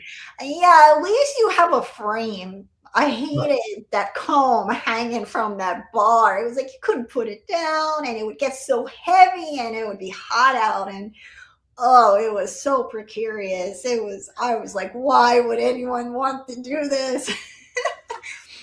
And then I worked for a bee farm and we did beehive tours, and I would open a hive and show them frames and stuff. And they were like, let's get a top bar. And I was like, I never opened that top bar. I was like, someone else can do a tour and show people this thing. Only Yes. once in a while, someone would be like, what's that? And I would be like, oh, that's the top bar. Just remember, top bars were designed for an area with different climate and people who didn't have a lot of money. And it's a very low cost way of keeping bees in a hot climate where you don't have to worry about cold winters. Yeah, you put them in a hollowed out log, and I mean, in Hawaii it was okay, but I I definitely hated the actual bar part. Was the absolute worst. I don't see any reason why you wouldn't put a standard frame in a long line strap as opposed to that top bar. But yeah, I mean, I mean, I've seen like Fred Dunn, he has his top bar hives and Lands hives, and I mean, they overwinter. It's like possible. Yeah, It's but just don't forget, Fred is a very meticulous beekeeper and a scientist and a sharp guy. He knows what he's doing and can understand how to manage it correctly. He's not your average Joe beekeeper. yeah, it's definitely not for the beginner. I would not recommend it Right. for the beginner. Unless you're in a warm climate, then it's a little bit more possible. It can have a big mess in there when the comb goes Right. across the bars and stuff. All right. Does drone comb come down out, or do the bees have to build it up? I don't. I'm not sure. When I use a short frame, they build it on the bottom for sure. How much are the pry points? Oh God. Look it up on the Here's the easiest thing. Go to They are not inexpensive. no inexpensive. They run about $2 a box for the pair. They're pretty inexpensive, and they will And extend. by the way, for anybody listening, if you go to the website, BeeSmart Designs, look where to buy, you'll see logos underneath, and that's every dealer that sells it. You can click and order it directly from them right from that link. So I have no idea who you buy from, but everybody that sells the product has a link there, and you can order within a few clicks. Yeah, I mean, you guys have heard us talk a lot about Better Bee. I really like their products. I've talked to David Peck. I mean, is he an entomologist, or I don't know what He was Tom Seeley's last PhD student. So this isn't like some of the other beekeeping equipment retailers where it's resale of the stuff Their that customer service people are top notch. They're unbelievable. yeah, the only time I go anywhere else, actually, if I don't know what brand to get, I will usually go to their site and see what brands they offer, because they will not sell every single thing on the face of the earth related to beekeeping. They will usually sell the better end of things. So like even when it came to getting just a square tie down veil for just my head, when I wanted to just like check bees in the middle of summer in a t-shirt and just a veil on my head, they were the only place that I could find that really just sold like a nice normal veil that actually tied down and went under the arms and everything. So they're kind of my go-to, but they do not, their prices are usually lower, but they do charge for shipping. So sometimes you save, and sometimes if you're buying something that's really heavy, you have to go to another supplier. That whole free shipping thing is there's no bargain, and sometimes paying shipping is cheaper than getting the free shipping, and it's hit or miss on the products. It is, yeah. Sometimes with the wooden stuff, or if you're like buying fondant, I just bought some fondant. It's very expensive to ship. But like our bee club, it was a 55 pound box of fondant that they just bought in bulk, like tons of these boxes, and they distributed. So this is kind of like the benefit of some of these bee clubs. Karen said short comb. Are you referring to like a shallow? A shallow and a medium and a deep. Yeah, so there are 3 different size boxes. The shallow box, no one really, it can be kind of hard to find shallow frames. No, you can still get them, but they're wood frames. Generally, you have to take the plastic foundation. You may have to cut it down or put wax in. It's about an inch shorter than the medium frames. Inch and a half, yes. But if you don't want to lift a lot of weight and you have 10 frame equipment, it's very nice. Karen also says to use a stethoscope. It works. I don't know if there's like my stethoscope. I paid $30 for it. I don't know if it was just there are better stethoscopes out there. I'm sure that's. Well, remember, if you have a sealed hive and the CO2 is higher, the bees are going to be quieter anyway, because they're going to be kind of it really depends on like how cold is it out. If it's like a 40-degree day and you're just not seeing bees coming and going, then I'm sure they'll be louder than when. There's just different factors also at play, but I just thought I kind of looked stupid, and Just remember, it's the winter. No matter what, you can't do anything about the situation anyway. So you can't worry too much during the winter because what can you do? Your bees are either going to make it or not, and you're not going to be able to do anything to help them make it necessarily at this point. Peaches says that she would like to see a lesson on that method of mite testing that you described with the drone comb. So Okay. I am definitely going to If you want this in the summer, I'll help you out. We'll do something, or I'll take a video when I do it. I'm also going to try it too. I'll put some medium frames in a deep box. Other people have mentioned it because someone did post a video about it, but I just did the whole frame. So I was like, what's the point to doing just that? You can scrape it off and use it. And then one of my mentees had chickens, and her chickens loved it.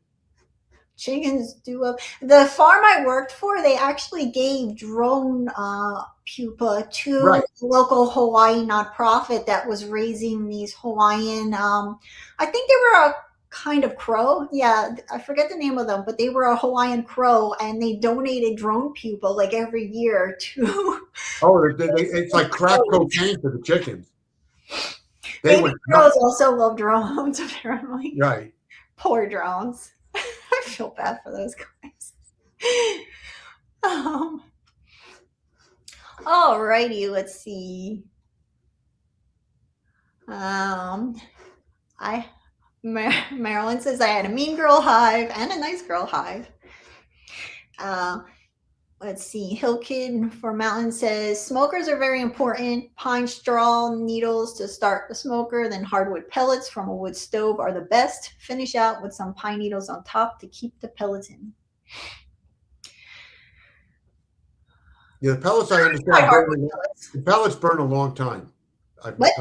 The pellets, I know some people who use pellets. Yeah, I haven't tried that.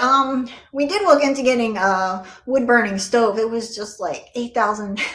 We haven't figured out how to get the stove into the house because they're so heavy. And the only company we contacted wanted to charge us $8,000 to install it, and we were like, nah, that's okay. Doesn't sound like a good cost benefit. But I'm gonna try that. I don't really have problems with the smoker, but I only have 3 hives, so it's not, like something I need to keep going for a long period of time. I kind of want it to burn out faster. One trick is the bigger smokers work better than the little ones. I do know that. I was at the bee farm I worked at. His sister did queen breeding down in Brazil, and they were working with Africanized bees with their queen breeding, and the smoker they had was like this tall, and it had this thing to like billow the smoke, and it was gigantic. The kids loved to use that, and I was like, why would someone want a smoker this big? And they said because the bees are so aggressive. But also works better because it's more area to do it. Yeah, I mean, when you have this like tiny little can, it's like, I mean, it can be tricky to keep it going. And then let's see. Scott Carver says I use pine needles for my smoker too. Works well, and the honeybees chill out. This year's bees were unusually aggressive though, as were mine. But they all requeened this year, so we'll see how they do now.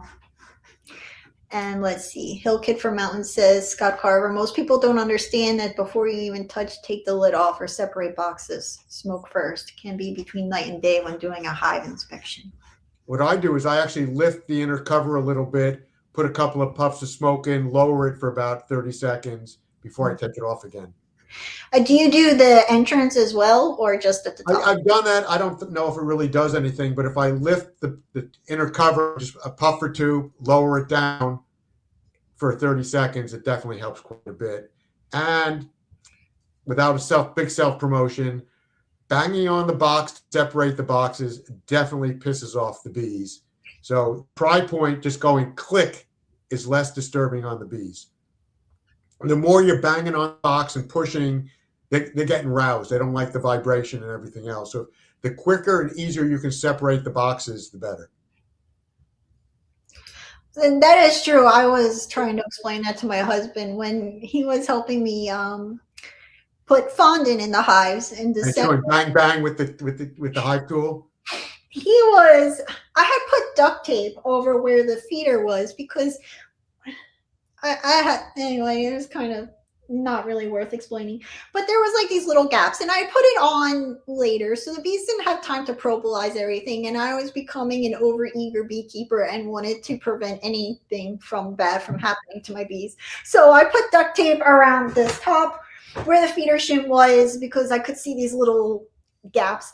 And my husband goes out there and he's like, and he's like pulling the duct tape off, and then he's like with the strap, and I'm like, bees are coming out of the entrance before we even take the lid off, and I'm like, please stop. Please stop. I know you're trying to help me. You are not being paid for any of this. You are like, like, I know this isn't fun, but please just stand there and don't move. I think the bees really don't like the vibration more than anything. Is the ratchet strap, just like that, like clicking and everything. It's just makes them more and more angry. They really just, and he just looks at me like, I don't know why you like to do this. This is just like, he's used to just like moving really fast and getting the job done and using power tools as much as possible. And so he it's just a different mindset when you go out with the bees. Maryland says Denver only allows 2 hives where in that city, which, I mean, cities are definitely going to have a lot more restrictions. Here, I called the county and they were just like, we have rules about chickens. And I'm like, yeah, but bees. And they're like, no, nothing about bees. Think of it this way. Proximity to a house, they're like, well, don't put it too close to the neighbor's house. It's like, any rules? They're like, no. I live in a New York City suburb on 2 acres, and I'm limited. And I helped a friend in Brooklyn, and she had 3 hives on her deck, literally 5 feet from her neighbor's deck. And that's perfectly legal in New York City. Yeah. The rules everywhere are crazy. I could never. I did have bees on the roof of a parking garage. These were on a 3rd floor deck on a 5-story brownstone. Yeah, I mean, like, who wants to go out on that deck then? Oh, it's a beautiful deck. But now you have a beehive right there. It's just. But they have 2 or 3 decks on the house, so they have different levels. That's pretty nice. Yeah, it's a very nice place. And then let's see, as a backup follow up to the smoker, if you just don't like the white smoke, consider putting 1-to-1 sugar syrup in a sprayer. He says, even in the summer, I buy liquid smoke they use for barbecues, cut with H2O spray. I have tried that, the syrup in a sprayer. It's messy. It does work. They do get distracted. It doesn't, see, I'm used to using smoke to get the bees out of the way, though. Like, there's, the using smoke so they don't get mad at you that you're bringing down that defensive behavior. But if your bees aren't immediately acting like that, and you just have a heavily populated hive, the smoke just gets them to like shoo out of the way, so you're not squishing them. And that's the primary purpose when I'm just doing an inspection for using smoke. And so then the sugar syrup isn't going to do much for that. If anything, they're now like stopping because they're covered in sugar and stuff. But it is another thing you can try if you're having trouble, if you're not a fan of the smoker and you're trying to get rid of that defensive behavior. Have you ever had a really hot hive?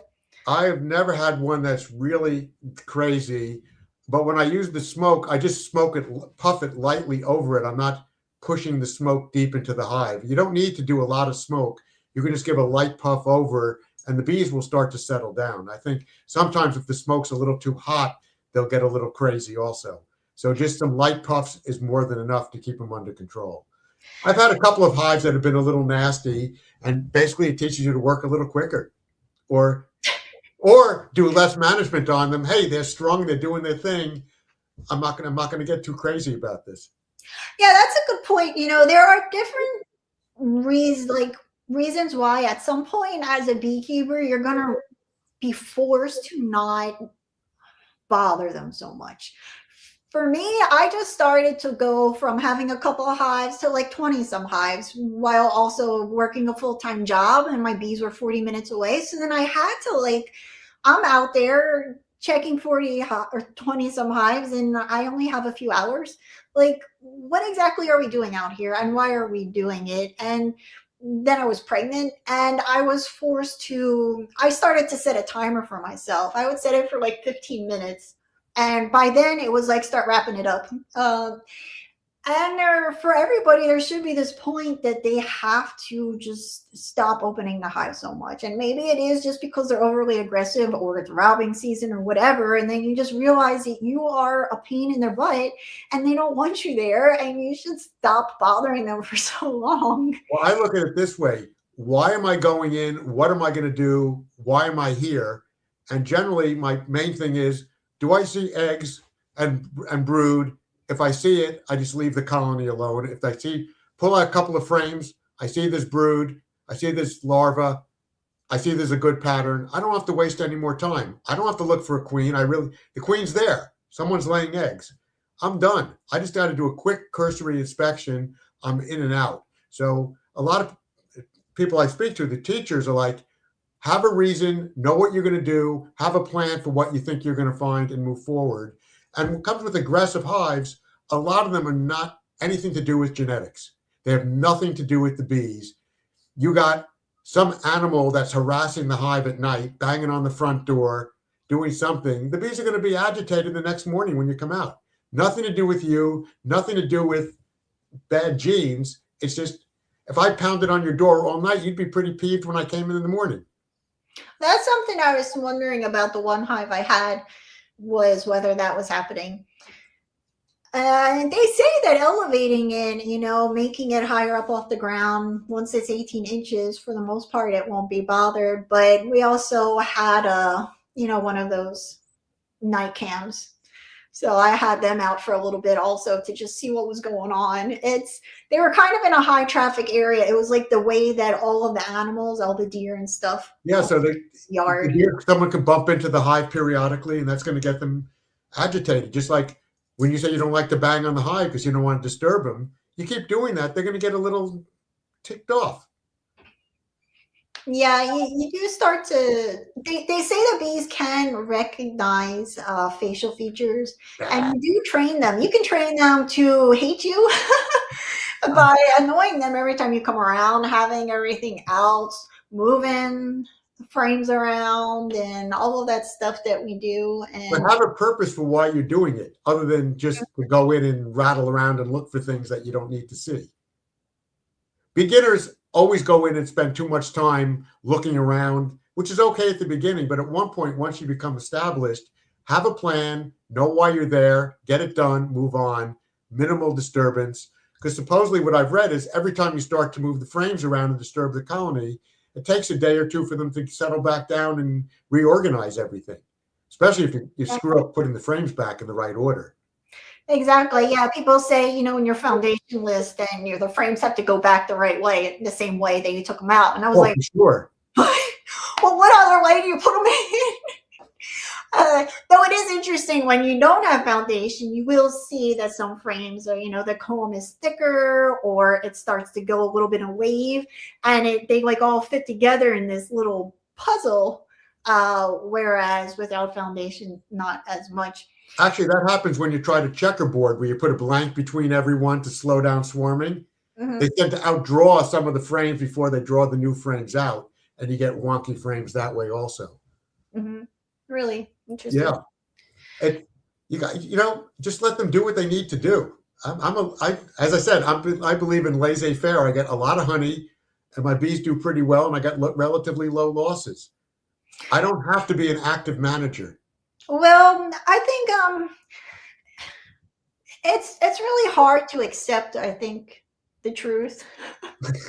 We always as humans, we always seem to want to solve every problem. You know, there has to be a solution to this. And like people are always like, how can I get my bees to draw out comb? Why aren't they going into the upper box? Why? How can I get more honey? And it's even something I struggle with when it comes to producing content for YouTube, because I know topics that would get people to click, like harvest 90 pounds this year, you know, like those promises that people make. But I can't in all honesty, like make that promise and produce a video, because really, if you can't get your bees to draw out comb throughout the box, if you can't get them to move up, if they're not bringing in this much honey, it's mostly the location, and nobody wants to move their bees. Nobody wants their bees down the road or further away or whatever. They want them in their backyard. But a lot of people's backyards are terrible places for bees, and there's not enough food, and they're all competing for the same little bit of food. And then the robbing is out of control, and the varroa mites are all being swapped out amongst hives like crazy. And in my experience, the hardest part about beekeeping in Hawaii was finding a location. I was always moving my bees from spot. I had a great location, and I get 120 to 150 pounds a year. This year, I was lucky to get 70 per colony. I get big black locust flow. It was cold and it rained during black locust, followed by linden. Oh, it rained and it got cold. My two biggest crops done. And so very late in the season, I got a much darker honey that crystallized sooner and had a more rich, darker flavor.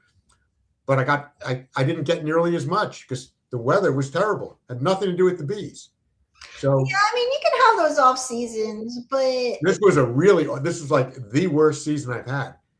oh, what was that? It was just weather related. It was just a wet, cold spring and wet, cold early summer, and then it went dry.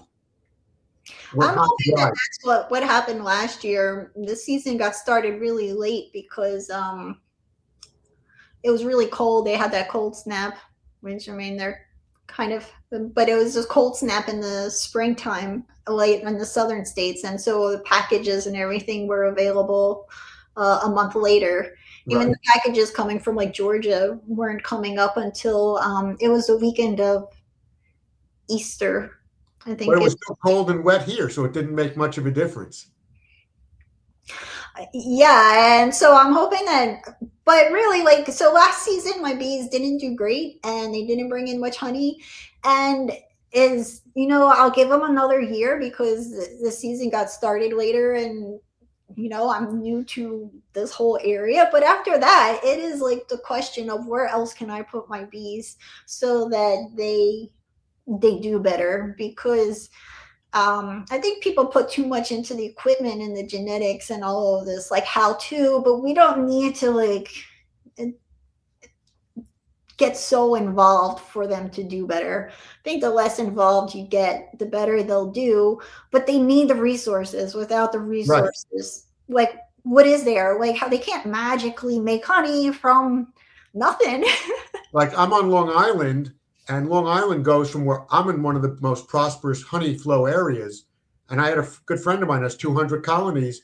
He's moving his colonies up my way, unfortunately for me, because out east, he's getting 40, 50 pounds per colony. And they consider that pretty good out east on the island. But on the North Shore where I am, you get 100 plus pounds a year. Different trees, different weather. It's just completely different. The beekeeper near here was saying that it's mostly linden trees that's providing the honey. Okay. Linden's a good crop. It has a little bit of a minty flavor to it. Interesting. Well, we'll see. All right, Cliff. Okay, I think we're good. For an epic amount of time. That's not a problem. I feel like I should be paying you. No, you know something? I said it's going to take whatever time it's going to take. It's always great talking to you. Okay, same. And I'll get you some of that stuff, so you're ready to rock and roll with the bottom boards.